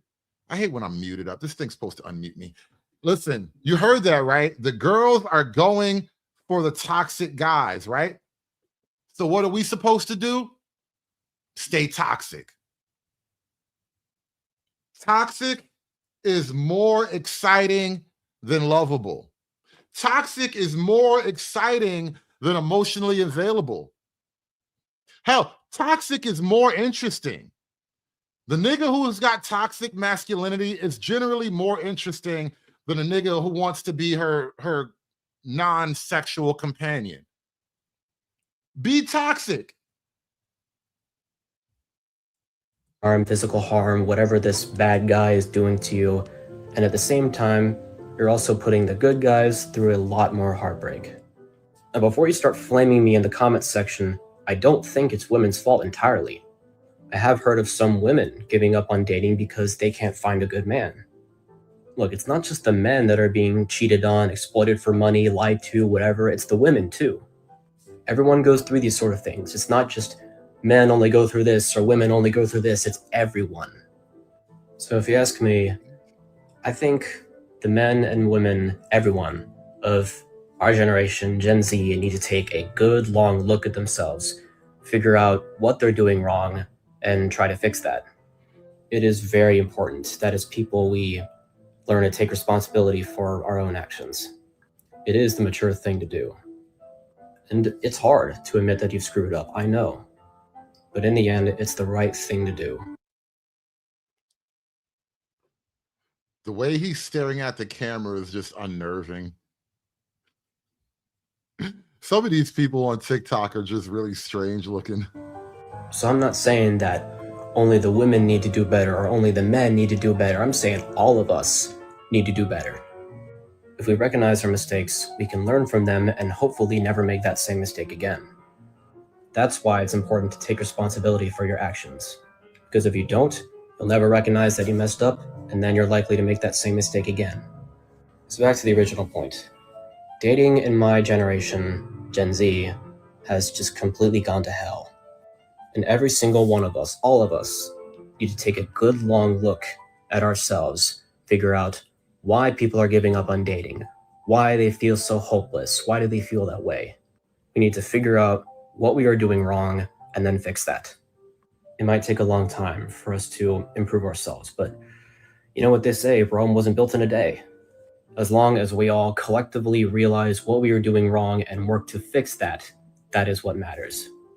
If we all, as people, collectively work on ourselves and fix our flaws, we will create a brighter future for ourselves. You know, I hate this kid all of a sudden. It just occurs to me, you're using way too many words to say take women's rights away. We have created a fundamental imbalance in the game. Women have a lot, men don't have enough.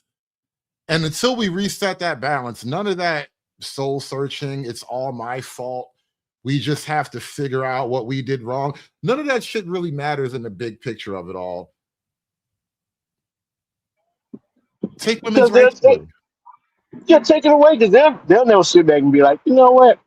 Maybe I should, X, Y, and Z. Like when was the last time you heard a woman be honest about her choice in dating? Which brings me back to the original topic. Gen Z isn't dating because they want women to obey. At a certain point, it all looks futile. Constantly performing to please a woman's emotional state is a permanent hamster wheel that you can never get off of cleanly. And so I think young Gen Z men are just avoiding the hamster wheel. It's like Game of Thrones when Daenerys said she's here to break the wheel. Gen Z men are breaking the hamster wheel, and it needs to be broken. So I think we're going to wrap this one up right here, though. Free Zone says, these simps will vote the way the box blows. Well, hopefully things can change. That is my hope, is that things change over time. Mr. O, you hit the link right as I'm making my way out the door. What's going on, Mr. O? Go ahead. You know what I'm saying? Go ahead and end the show. Nah, you came up to get your shit off while you're here, man. You came up, you might as well speak, and then we're gonna shut it down. I was just gonna say, man, Gen Z is and late millennials are just weird. I mean, this is like the weirdest asexual casual date motherfuckers I ever seen in my entire life. I mean, one man they say they so sex deprived, but I see at least a pregnant chick almost every other day. So which one is it? There's also math that suggests that the high T guys are getting all the girls pregnant. The top tier guys. So it's not the average man is getting one pregnant. But on the part of thirstiness, remember testosterone in men is supposed to be at an all-time low right now. So how are we thirsty if we have a low T? You know, it's so funny when you said that shit about the high T guys are the ones getting all the girls pregnant. I couldn't help but to think about Jay Prince for a minute. Because, you know, Jay Prince, that of all the crazy shit he say, that is one thing he says that does give me pause. It's like, you know, most men don't actually live to reproduce. And being as that, like, seeing as how I've actually reproduced multiple times, I do feel kind of special about that. I ain't even gonna lie. My T is up there, nigga. Only high T men make babies. I got a bunch of them. I feel really good about that. I mean, it is what it is. How many baby mamas you got though? Only the one. You gotta get those numbers up, bro. Those are Ricky numbers. Hey, you ain't even lying though. You ain't even lying. We gotta boost these numbers up, man. I got a community to build. Yeah, right. Dang right.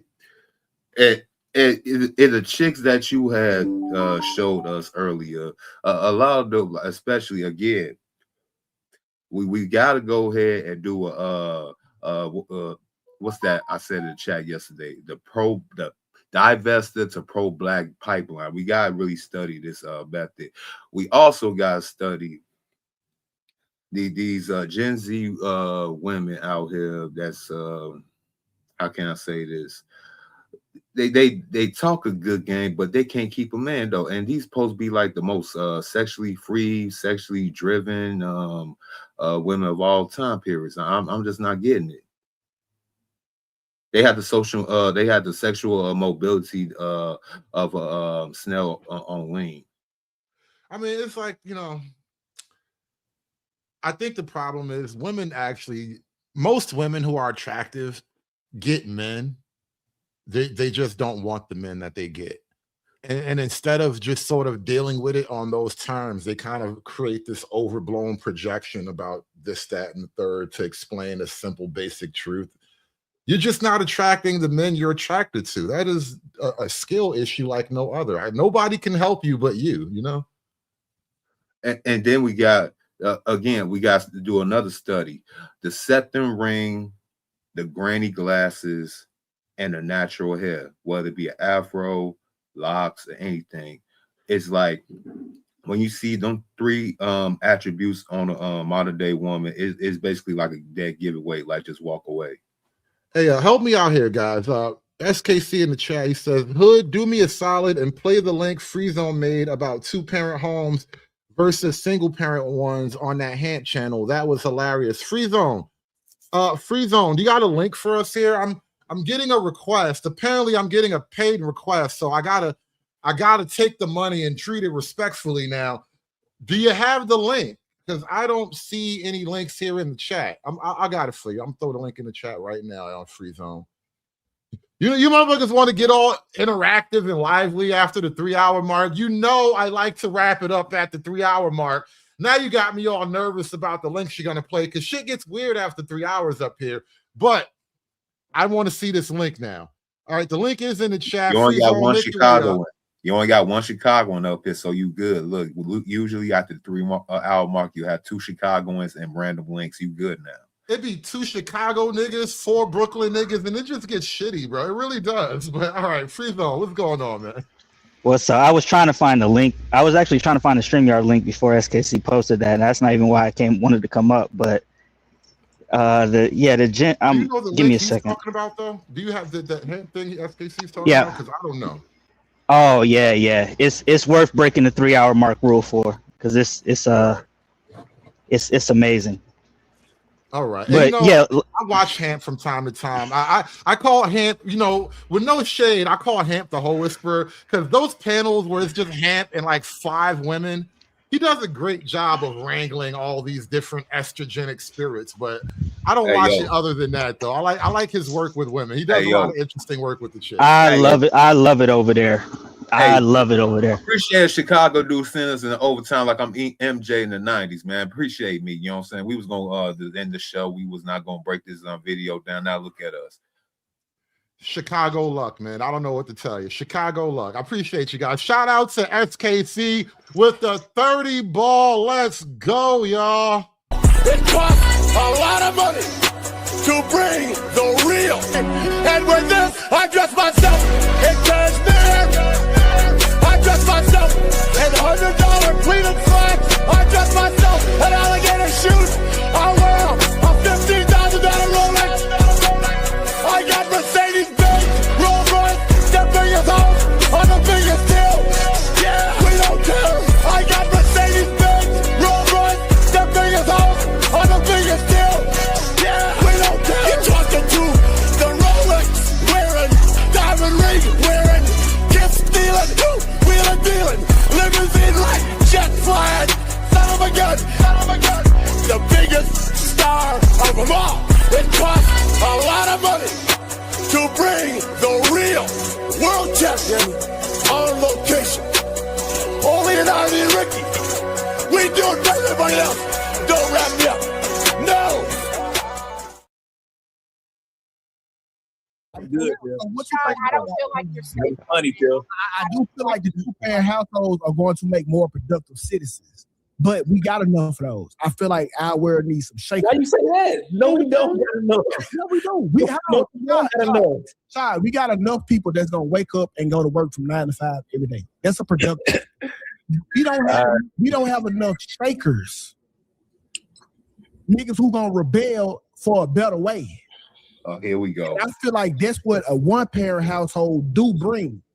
Man, it gotta be shaker, though. Like it's almost like the stars got to align for that to happen. So we need rebellions. No, so you saying that even on the one parent, that single parent still has to be competent, right? Absolutely. Competent and capable. I can see it when you look at it that way. LeBron James. If goddamn me, LeBron James come from a two-parent household. I'm good, Bill. So what you think I don't about feel like you're safe It's right funny, now. Bill. I do feel like the two-parent households are going to make more productive citizens, but we got enough of those. I feel like. Yeah, you got to let it ride, man. It gets better. Shout out to. That was the whole minute. But like, when did we get enough productive citizens? I don't really remember that. Man, these type of nigga again, hood, these type of civil rights, black bring the community out back. See, this type of logical thinking right here is that why niggas ain't gonna make it.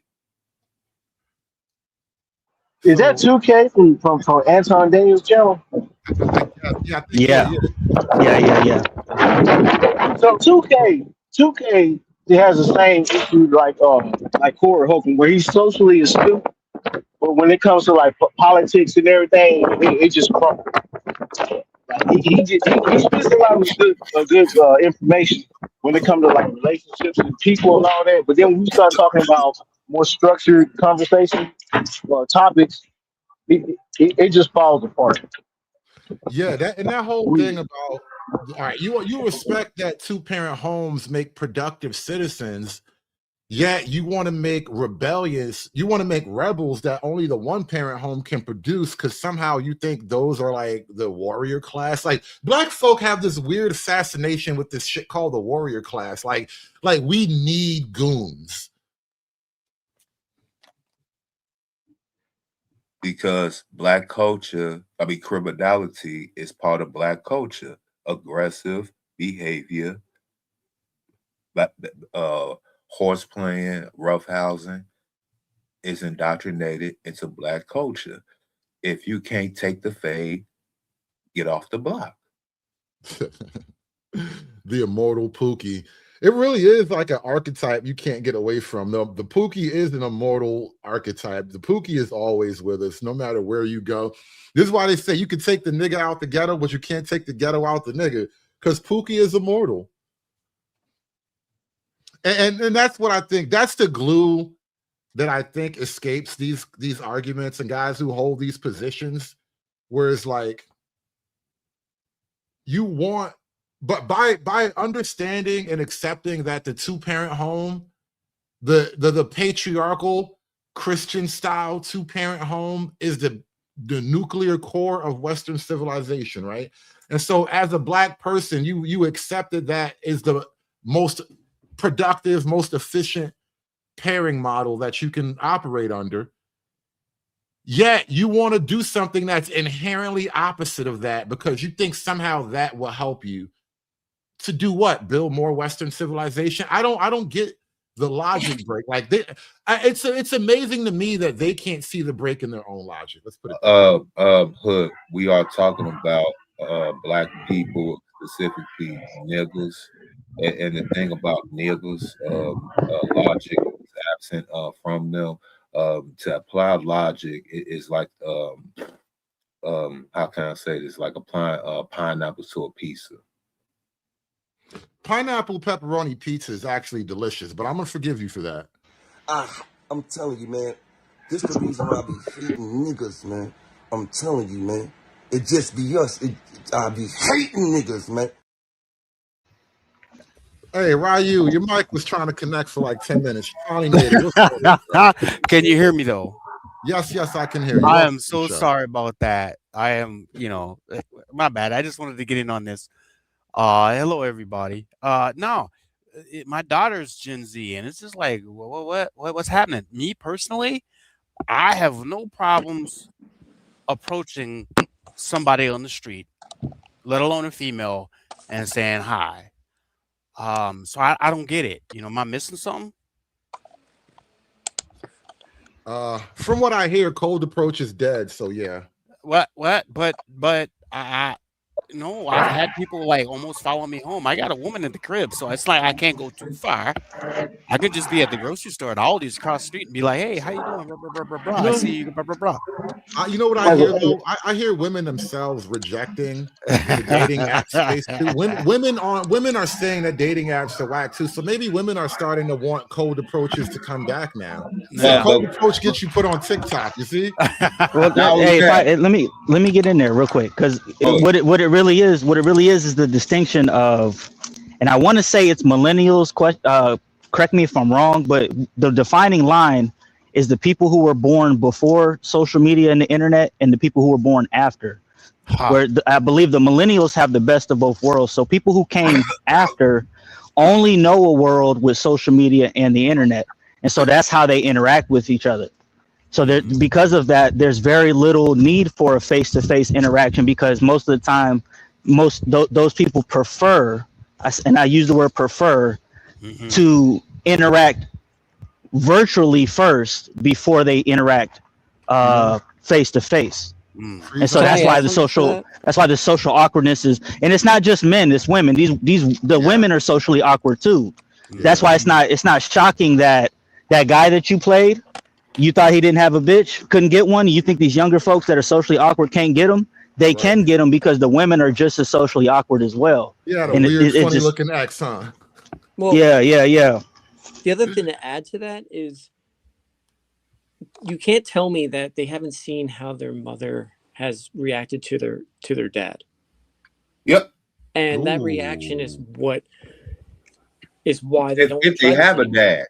Hold on, Bandit. We kind of stepped on that for a minute because that was deep. Start over again about the mom and the dad thing. Okay. If you see the way your mother treats your father, or your father treats your mother, you're not telling me that's not going to have a reaction to you? How you see the world, how you react. What, Bandit? And this is a very personal tale. I do not remember my mother and my father ever in the same room getting along. My mom and dad were broken up before my real memories started to form. But Bandit, there's another component to that as well. It's also what does the individual parent tell you when the spouse is not around. Well, I'm getting to that. You're getting to that. Let's take that at next generation. So you're telling me that if you didn't like the situation that was in, would you repeat what your parents did or try something new? Well, I think, you know, And if you're going what to I repeat, do, real quick, I'll finish. I'll land Go ahead. the plane right now. If you don't like what happens, you're probably going to look into history and figure out what did other people, what did my grandparents do, what did other generations do, and that's why you get what this topic is talking about. It's because they're going to go back to what works, and then I'll shut up. Well, and there may be overcompensation, right? I don't mind love bombing, right? That's just me. But as a Gen Xer, you know, I can compartmentalize. You know, I can look at a motherfucker across the room and be like, ah, damn, I can't stand this motherfucker. But I will not say it.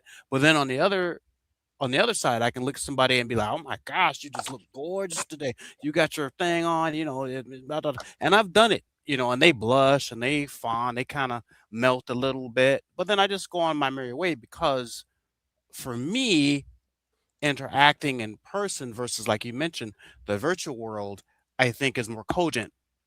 Yeah, but you know? let's play this out. If you Sure. see that one side plays that love bombing, and that's how they get results, and then you're just looking at the other parent figure is emotionally getting drained, you're gonna be like, oh, I see how the game is played. You're Yeah. basically showing you how the game, and then what are you going to do? You're going to do the exact opposite, because you're not going to want to turn out to be what happened, because you've seen what happened to your one parent. Your one parent got devastated. No, we're on the same page. I mean, because That's I've why been on the, that's why Gen Z is acting this way, because they've seen what their millennial parents have done. Sure. And And to be honest with you, millennial parents are just caricatures of what a relationship is anyways. It's all fluff. There's no core. They're rotten to the core. It's just facade. That's like boomers. They're worse than that, because at least boomers had to go through crap. Millennials didn't. They're just, and this is coming from a late millennial here. They're just vapid, transactional people. Sure. And when Right. and then that's going to create kids that are going to be like this. That's why I spend so much time with my ex-kids to do that, because I was trying to prevent this from happening, because I saw this a mile away. Mm-hmm. Yeah, I remember having that conversation too. Mm-hmm. Anyway, Ryu, you sound like you were trying to jump in there. Then I want to read this super chat, and we can kind of. I want to start to wrap this up in a minute, brother man. Thank you for having me, by the way. No doubt. Welcome all the time, bro.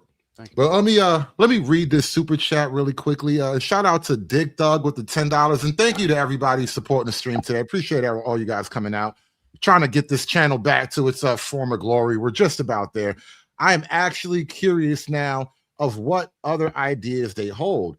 Like the guy who said telling your kids not to have tattoos and sagging pants is showing white supremacy. You know, that's another thing I wanted to bring up before we wrap this conversation up. How much of this stuff is like low-key racially coded? Because somebody typed in the chat, cold approach is alive and well in the Latin community. And I tend to think that's true. You know, the Latin community is still a little bit more lovey-dovey than the rest of the Western world. For whatever reasons, Latin America, you know, for all the machismo and all the spicy Latina memes, they seem to be doing something other people aren't getting right. And it's no surprise that most of the passport bros wind up in the Latin world. Most black men aren't taking their passports to Africa. Well, yeah. And I'm gonna have to say, and I take a little bit of umbrage with that term, just because I'm a certain generation. But yeah, I think telling thing with it. Well, hold on. Which term exactly, Ryu? The term passport, bro, right? I already did a little video on that, right? I mean, we're just supposed to have a freaking passport. That's what I was told by my mother, who's a boomer, right? You know, that was the first thing I got when I was 18, a millennia ago, if you will. But that allowed me to, you know, go and see and do, and just to have the acumen and the chutzpah to approach someone and say, hey, you know, where is the soda shop? Where, you know, how are you doing? You know, oh, you look pretty today. Blah, blah, blah, blah. They can ignore me, they can reject me or they can respond in a way that I'm like, oh my gosh, this person actually wants to have a conversation with me. Regardless of whether I speak their language correctly or not, or whether I'm in the States, mind you. You know what's And so that's funny, just Ryu? go ahead. When I was young and I was taking like Spanish classes, I didn't realize that even that basic entry level Spanish language was actually Spanish game. Donde está la biblioteca? Don't you remember that shit? Donde está la biblioteca? That shit be working for niggas, Exactly. bro. Exactly. And then all of a sudden, oh, you speak Spanish. You know how many times when I speak Spanish, people are like, oh, you're Dominican. And I'm like, no, soy gringo. Soy gringo nego. No, I was just gonna say you're real quick. you're Dominicano. And I'm like, You notice oh they my don't God. bring the people back to America. You go overseas, you're staying overseas, and that should be I'm taught. with you on that one though. That's a whole other combo, but I'm Yeah. definitely with you. Yeah, no, I feel you. And even here, because again, I'm in Minnesota, y'all. So I've seen it kind of change, right? And again, all this other kind of crap. I don't want to delineate from your conversation, Hood. Because I think it is a good conversation. I think, and again, I'm gonna post this on my X your stream here, bro, because I don't see the issue per se. I think it's mostly online. It's mostly virtual, but when you interact with people, it's a whole different vibe. And women are so like open to be like, oh my gosh, you're actually having a conversation with me. You're actually talking to me. You know what I mean? You put a little cologne on and you smell good and just like, hey, when was the last? Oh, what about that Harry Potter? Start with that. Yeah, I actually think it's easier out here for men who do have social skills to succeed in the dating market. Because a lot of the guys that skills are tough to come by nowadays. But you are right, because you said something Yeah, earlier. I want to double that's back the to issue. Zone, about the millennial thing, and I think this is a me thing, especially when you said it. I kind of remember.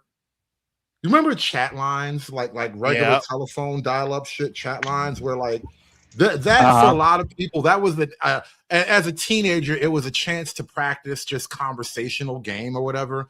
And so that was back in the day where we had that cold approach thing. So like learning to talk just generally in a conversation, whether it was face to face or on the phone, that was a whole level of social interaction that you kind of had to master as a part of your coming of age. Whereas like now you have like texting and shit, and texting as a communication is a different style. It's a different beast than actual verbal communication. So that creates a completely different behavior set. And so I realize now that I was fortunate maybe that I grew up in an era where I learned how to have conversation. Plus, the technology came along. I learned how to have light, fun text conversation as well. And then, email. Remember that movie Sleepless in Seattle with the email thing? You've got mail. Like that was a whole evolution of the dating world. Whereas, like, if you were born after the You've Got Mail period, all you really remember is digital communication. What it takes the layer away. What about Garden State? What about what was the other one? There's a whole bunch of rom-coms that basically didn't age well, making these people all rose-colored glasses and whole bunch of them. Do you know how many times at work I have to like make phone calls because other millennials, Gen Z people are too scared to make phone calls? Is that really true? It's insane. No one, they're literally having a panic attack. Their hands start getting shaky. They get all white in the face. It's insane. Well, they don't know how to is it- speak on the phone. It's How terrible. does if that's Like, it's not hard. It's a greeting. Introduce yourself. Say something witty. Right. Well, try if to that be the relate to the case, person, and my then hang question- up. It's my- not hard. my This question is is not rocket how- science here. how do these people actually like get to work? Because Like, getting out of bed, walking out of the It's house, basically just like an oral presentation. You say something witty. You tell them what you're going to want to talk about. You kind of lure them away, and then you sum it up at the end, and then you hang up and you give your digits. That's basically it. It's not hard to do this. It baffles me. Like if you can't even communicate with somebody, how the hell are you supposed to make a relationship with somebody? Yet bring people into the world. I wonder You don't. You don't. And that's why a lot of them have rationalized that it's easier to just forego relationships because they know they can't formulate them. You know what I mean? It's a coping mechanism and a post hoc rationalization.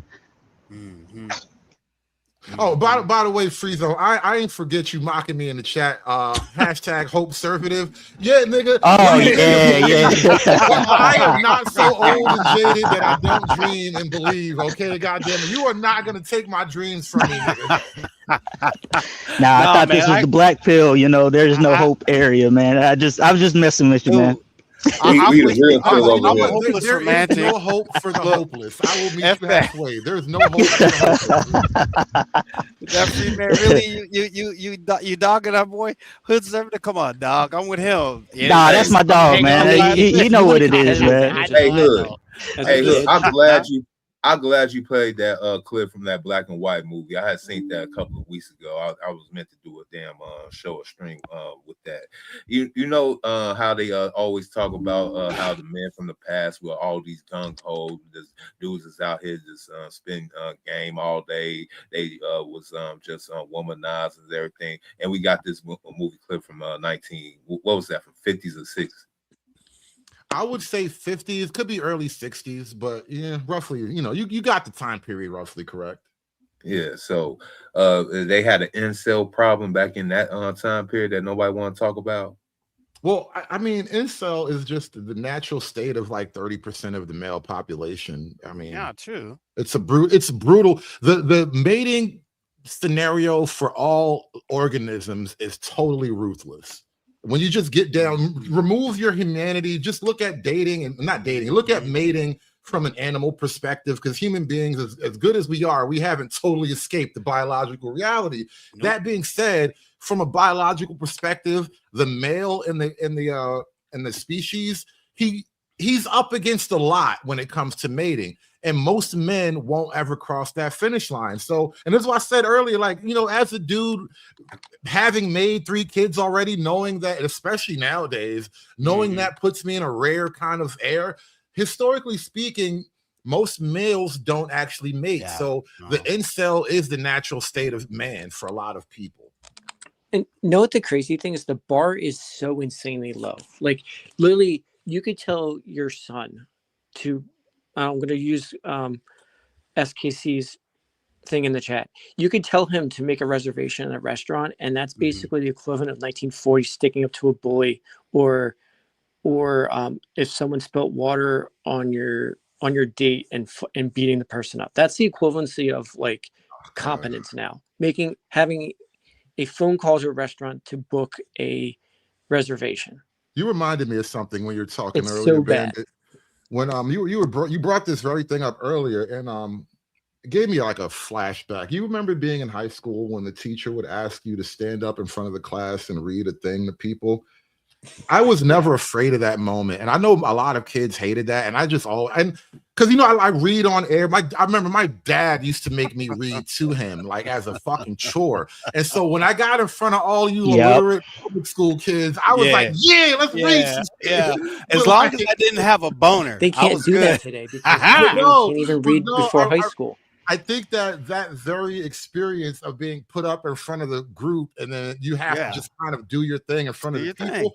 It was some y'all remember the Pizza Hut coupons? Y'all remember the book reports we ought to do when you used to get a Pizza Hut coupon? That's what basically made me read all the time. Oh, the Scholastic Club, nigga. I got my Pizza Hut, the little personal pan pizza. Yep, I got the same thing. That's awesome. Wow. I remember that. Mr. O, you brought it back. That's oh my God. Memories too much. I feel like schools have kind of abused kids, or they've taken that away from kids, the kind of social developments. Like having all these screens and digital stuff in schools is probably a negative thing. If we're gonna have the kids, like, one, I think most schools should be co-ed. You should be co-ed until college, but I mean, not co-ed. You should be separated. You shouldn't be co-ed until college. I think having young boys and girls in school. Yes, because not the best thing. The problem is, instead of being competitive at what you're doing, you're competitive to get the girl, and that's a huge problem. Yeah, this is why like uniforms are a good idea. I like schools with uniforms because it takes away from that little edge of just competition. Let the competition be academic as much as possible, because kids are going to find all kind of shit to fight about anyway. Even with uniforms, bro, they're gonna find what. Look, man, you can't. Good, because Jordans, you still got Jordans on. I know. You No, can't Yeah, help it, yeah. but you They can. gonna put The that hat the other thing you backwards. They need to do gonna is you need to they gonna have flip the jacket straight inside out. They gonna do confidence. the Fresh Prince Like thing, man. Fresh you either can Prince. do I was something about or to you say can't. that. Hold it, Bandit. I couldn't hear you. Got it. It's got to be straight competency. You basically, can you do something? Yes or no. Not like, oh, he still can't do it. We're gonna fail. We're gonna fail him upwards. It's either you can do an activity or you can't. You can do. It's like we know that something's physical in gym. Can you lift the weight? Yes or no. If you can't with the weight, you failed.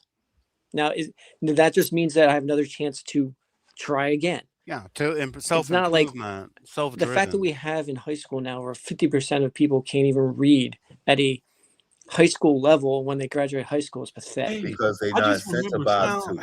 I mean, And again, then you this wonder may why be these kids are having communication issues and how they can't talk correct. to normal people or they're quote unquote, Correct. I'm just different. No, you just don't have any interpersonal skills because you never had to create them. You never had the opportunity to learn interpersonal skills, which is tragic. Well, innocent by design. I mean, to be It's honest, pathetic. right? And the Because thing is, if you don't treat it, if you don't fix this in high school, you're going to create the incels in college, and then you're going to create the crazy leftists that are going to go on the streets and try to think that a 2-ton vehicle versus a cop and you don't get pew-pewed is a good thing. Like AKA it's all Minneapolis. coming to this. It all makes sense. if you well, really and think and about it. that's So you that. fix the men or you don't. That Yeah. is the culmination of the reason why that no government is going to educate its people And enough Friesen's to got take it another thing. over. We gotta bring pride back. Hello, Like none of this, it's okay to be this. hello, No, it's not. Give us 1 second. Now you could Bandit. You cut Ryu off. hello. Finish your point, Ryu. I can hear you. Am I? Can you hear me? Again, I think we're all disconnected a little bit. Sometimes there's lag. But Ryu, you had the floor. You I got it, see. bro. Yeah, no. I'm just saying, and I'm curtailing upon Bandit's point. I see it again, being strongly Gen X. I was born in 71, right? So it's like this is what I see. It's just like we had critical thinking worksheets. I remember them yellow, purple paper, whatever the heck they had because they were paper shortage or whatever. I remember doing them. Now, me raising a daughter in a Chinese immersion school, talking to her English teacher of like, why are they not learning penmanship? Why are they not learning cursive? Well, and I'm thinking, well, okay, yeah, we're in the information age, digital age, but what happens when the lights go out, right? Yep. It's and so all it is at the end of the day is being able en masse to control people. Let's dumb them down, just enough so that that's all it is, right? That's the way I look at it, and that's why I'm a survivalist, if you will. I got my little thing. I do this and I do that because I'm trying to live outside of this matrix, if you will, right? And I think that's what we're talking about, right? That's why I have no problem, cold approaching people. And many times they're shocked. They're like, my gosh, somebody actually wants to have a conversation with me in real time? Real time. Well, I'm on my Yeah. Daniel plain view from There Will Be Blood. I just think most people, I just want to get enough money so I get away from them. You know what I'm saying? Have my little mini mansion hut, you know what I'm saying, with my PS5. Hey, in studio, to your point, in only reference getting, to like, the a third of video that conversation. was I'm not hearing everybody, so I'm gonna dip out. Thanks for having me up. Oh, Peace, Bandit. Thank you. But in reference to in reference to the Hamp video that was played, right? Trying to say that we need more one-parent households in terms of rebelling. Yeah, that was the video that was just played. Okay, I think I missed it, but go ahead. I'm sorry. The actual reality is the opposite, because in order to rebel against the system, you have to create structure that is independent of that system. And one-parent households are incredibly more dependent upon the system than two-parent households. So you have to two-parent households give you that stability, that ability to gather more resources so that you don't need the system, and that's how you rebel against it. But again, post hoc rationalization, they have to say that because it gives that whole warrior class thing. It's just like it's silly. It's silly. The true warrior class is going to be the class that is able to rebel because they have plenty of resources to not need the system. Yeah. And that's what they don't understand. You know, what are they rebelling against? What are they warring against, right? And this is what bugs me about the whole warrior class thing. You are a warrior against Western civilization. The zeitgeist. No, girls can be boys and boys can be girls, and you know it's all good. No. Yeah. That's The Weimar Republic 2026. That's what it is. Weimar Republic. Because when people are more isolated, they have to depend more on the system, which they think gives them more power, but it actually gives the power structure more power. Yeah. Because you can think you're making demands and all that stuff, but it just ends up being cries of the powerless. That's it. And they just manipulate that to further isolate you. So you have to create a structure where you don't need the system. That way you don't make any demands of it. And as a matter of fact, you actually do the opposite. You find ways to profit off of the dysfunction that they're giving to other people. You know, but when you go ahead. Freezone, you've been around for a while. You probably remember board game theory. Remember SKC and I, we talked about this a lot on air. Yes, yep. Have you played board games as a family growing up? Absolutely. Yeah. Answer this question, Ryu. What do you suppose are the soft personal social skills, the interpersonal and social skills that you learned playing board games within your family dynamic? Okay. Off the top of my head, if you're asking me off the top of my head, is to watch out for cheetahs. Watch out for them motherfuckers over there. There's one. Yeah, that's one. You're asking, how many are you asking? No, I'm not how many, just anything you can think of. Just because board games, playing, you realize play for children is study. And so as a kid, we played board games with our family, not learning, not knowing they were training us for the world. Sure. Yeah. Structures, rules, watch out for the other guy. There's a plan. Yeah, correct. Depending on the game. Strategy. Right? Yeah, thinking ahead. Yeah, absolutely. Yeah. Emotional regulation, social awareness. How to take a loss. Yeah, that's too. Yeah, the sore loser thing is a big one. Yeah. Yeah, I'd rather be a abysmal winner than be a sole loser. You know? Sure. And the thing is, I think the biggest thing too is it teaches you how to succeed within a built structure, instead of just relying on like brute strength to try to muscle your way through. You got to be strategic about it. Sure. Operating and again, within the abstract confines of the quote rules. And correct. And the complete opposite. No, you're correct. And I'm learning. Thank you. The complete opposite is just flipping the table. All right. There are those amongst us that just will flip the table. It's like, oh, God bless it. Checkmate. Oh, flip the table. And this is why we started this tangent with the idea of you need that single mother kid because he's the warrior class. Like, no, that single mother nigga has never played board games. He doesn't really understand the ins and outs of higher level thinking and interaction. Understood. And mind you, I was raised by one, but I had like extended family.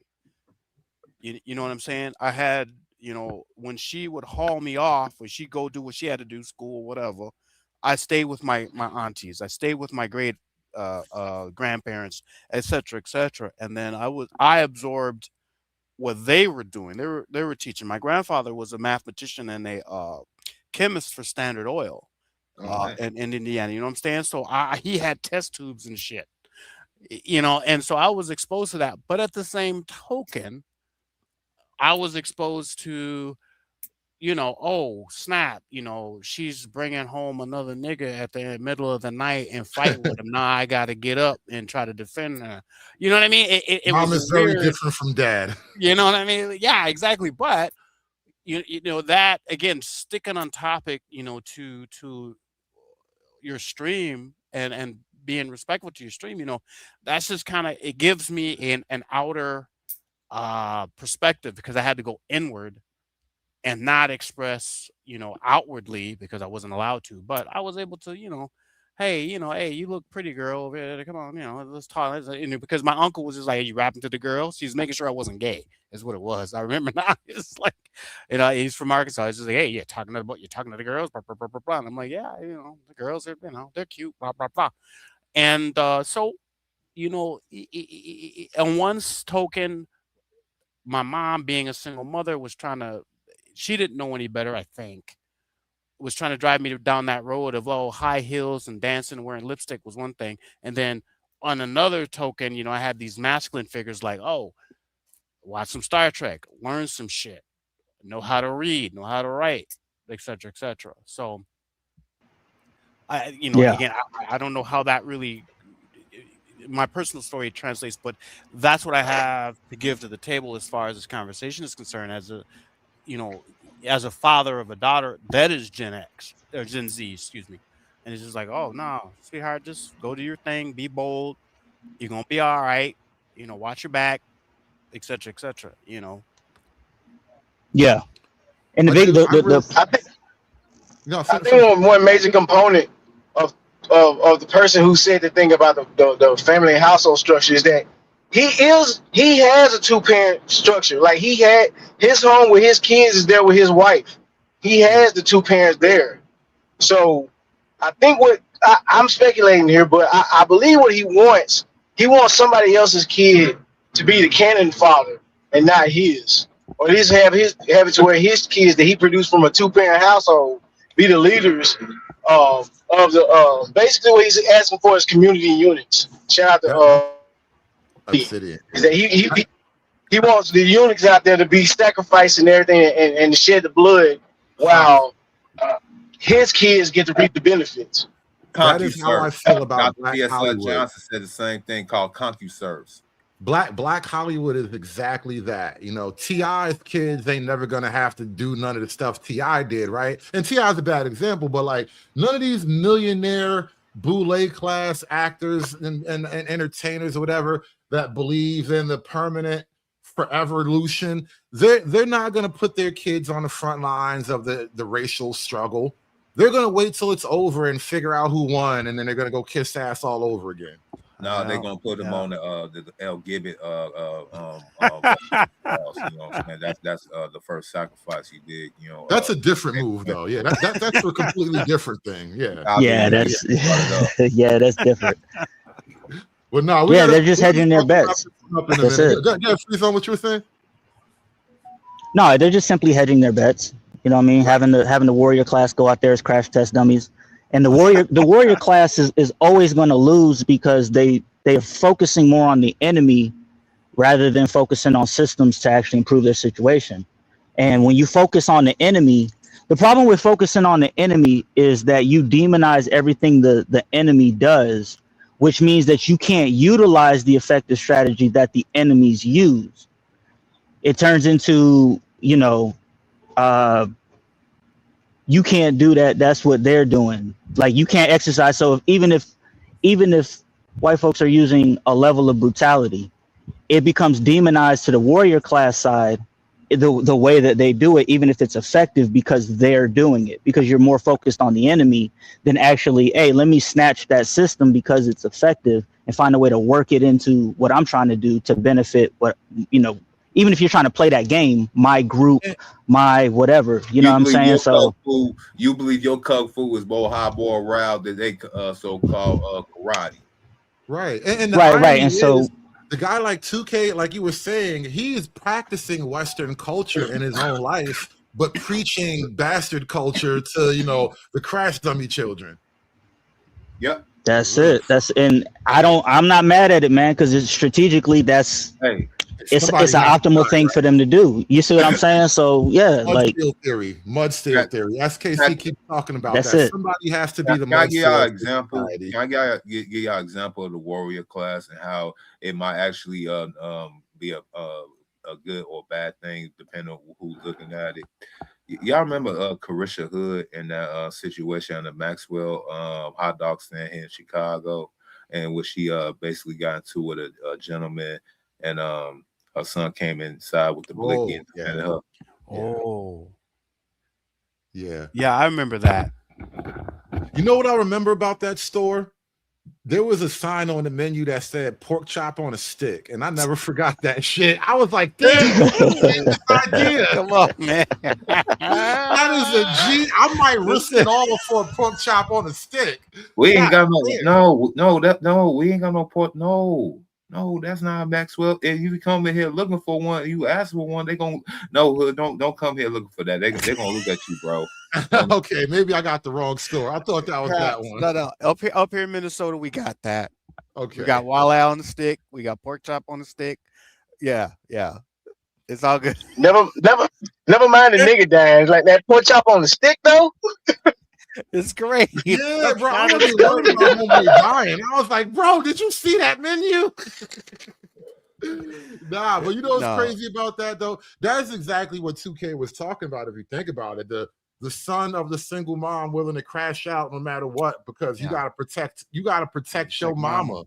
That is like a real phenomenon. Yeah, Shout out to Black Mother Privilege, y'all. I have Black Mother Privilege. And I'm going to start breaking that down for y'all. Because there is a privilege for me as a Black mother. I'm not going to have the same relationship. My sons adore me. My sons will put their life on the line in a New York minute over me. My sons will lose everything they have over me. Over me? It ain't happening. My sons will turn on their father over me. Over me? So when you ask me about my Black sons, the relationship does not correlate the same to what I'm saying about Black men. Gentlemen, it's been a long show. We're going to start to wind this thing down here. I appreciate you guys coming up. Any last thoughts you guys want to put out there? I'm going to say I hate that clip. It's triggering. Okay? Hood, I can't stay with me, Ryu. Stay with me. We're all here together. I be wanting to strangle a motherfucker. I swear to God. But thank you, brother. Thank you. No doubt. Appreciate you coming up, man. Thanks for your support, by the way. I know you've been around for a long time. No. I mean, right now you got something coming from me. Things are a little strafe right now, but it's coming, dude. Hey, times are hard all around, bro. I appreciate the thought that counts and all that stuff. But sir, thanks for being around anyway.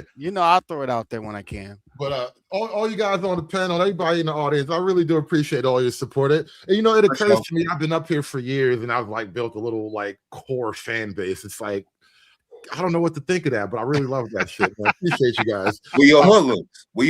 That's what we are. Oh, we went side of the thing. Yep. And it'd be great to meet some of y'all in person. Let's just put it that way. Sometime somewhere. You never know. One day. Yeah, it'll be fun. It'd be fun. Look, SKC. We should pay Hood to keep him going. He needs a 50 ball. Yeah.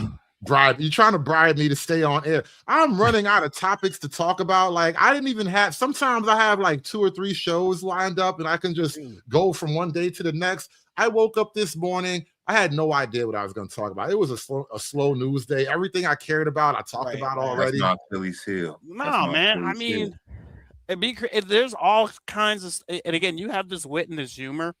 There's all kinds of stuff. I'd be thinking I wish Hood would touch about this. I wish Hood, just for example, hey, we do Keisha all day, every day, right? Well, Keisha's changing. I told you guys I was going to bring the N files to life, and I just dropped the first video in that installment. I'm doing all my pre-recorded content on the main channel, so if you want to catch the N files, I did just drop that story. Somebody asked me in the chat about those 3 boys in Miami, and I haven't touched on that. I try to do a lot of comedic stuff, even when I'm talking about a serious topic, and it's hard to make jokes about that kind of thing. So I hesitate to touch certain topics, but I'm trying to cover a lot more serious things. So I'm going to work on touching other stuff like that. We're going to bring out the N files. But like I said, I dropped the first release of the N files series today. And so, yeah, we're probably going to cover stuff like that going forward. I gave you this video for a reason, the Charlie Murphy. All you want to do is shoot him. Motherfucking right. Fuck niggas. Hey, look. Yeah. What you need to realize is that there's a difference between a black man and a black nigga. That was a black nigga. What the hell are you talking about? That's what I'm here for. Take a nigga out. Johnson. That's my gift from me to you. Appreciate you, bro. Appreciate you. You know, it's funny. That is exactly what Freeman's Journal was typing in the chat earlier. White folk are very uncomfortable with that level of racial conversation. But that's desperately what's needed. And you know the problem, maybe I'll bring this up later for some other kind of content, but that is kind of what's needed right now on a racial front. Like, you know what I was thinking about? I was joking with somebody about this before. You guys remember Archie Bunker? Yep. Of course. All in the family, like America's favorite racist. And you know how like we're in this mold, we're in the era of racially swapping traditionally white characters for black characters. I really think we need to bring back Archie Bunker, but make him a racist old black man. Come on, that was George Jefferson, bro. Right. That was George Jefferson. Low-key, that's Uncle Ruckus. But I literally want it to be a remake for the modern era. You know how we're remaking everything? I think that's one of those things. So, you know, liberal Hollywood is too gay to do this type of thing, but it's the kind of content and the kind of like observational comedy that we could use to sort of lighten the tension a little bit. And because he's an old black man, he's going to be able to get away with it the way Archie Bunker used to get away with it back in the day, because it was just socially acceptable. I mean, it wasn't a TV show, but that's Steven from Django. Right, like the character, the archetype itself already exists in various forms. Somebody mentioned Ruckus, you got Steven from Django. I think we could kind of condense all that into a remake of All in the Family with an actual older black man, because you know everything has to be woke now. So all right, I'm gonna subvert your wokeness.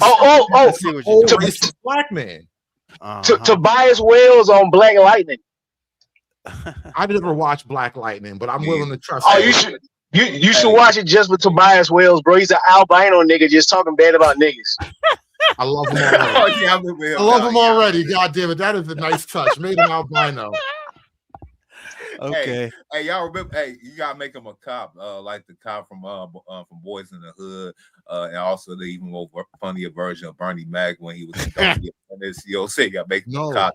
A retired cop, and every now and then you'll get flashbacks as to why he's such a racist, because it started on the force. Because you know that's the thing about being a cop.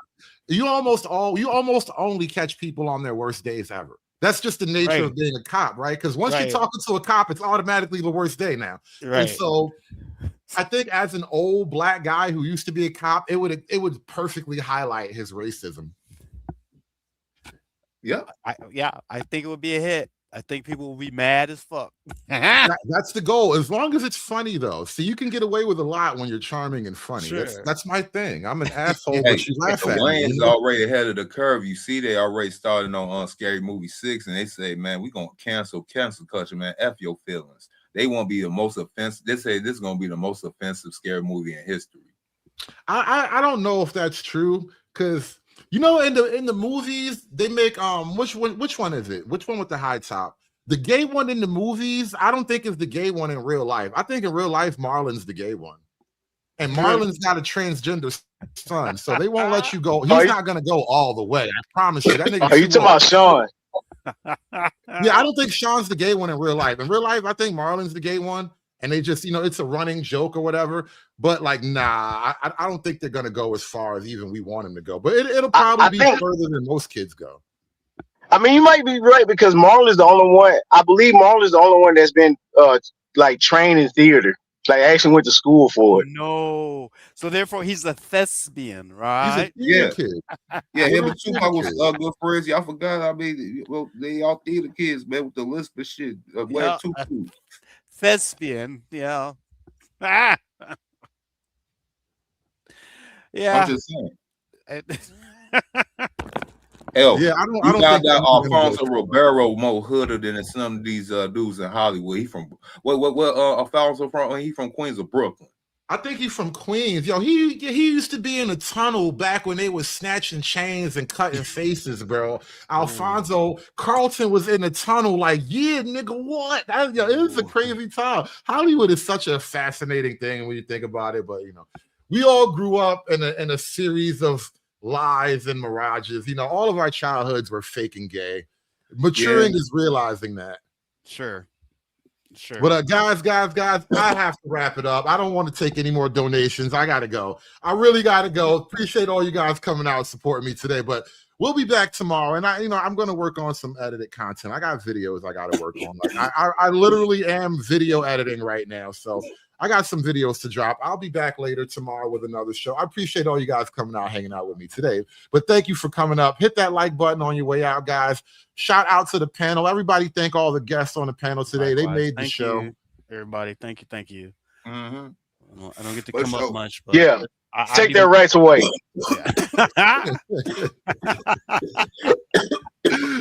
Shout out to Deacon Oh, Dave no. trying to keep me up here for a little bit longer. It's all good. Thank you, Hood, man. Thank you. I appreciate y'all coming out, man. Thank y'all so much for watching the show today. Like, share, and subscribe, y'all. It's Uncle Remus spinning his warm, funny stories. What black women are doing. I don't care. They're their own group. When they decide to work with us, they will. Otherwise, they won't. And they don't have to.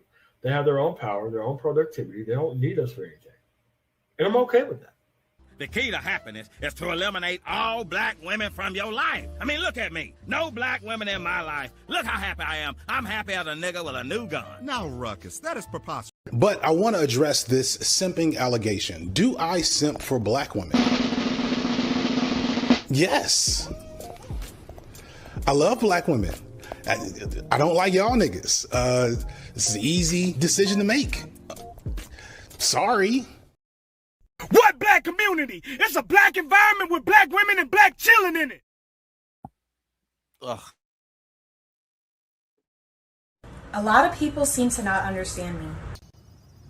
Science proves that the black woman is God. We're not just saying that.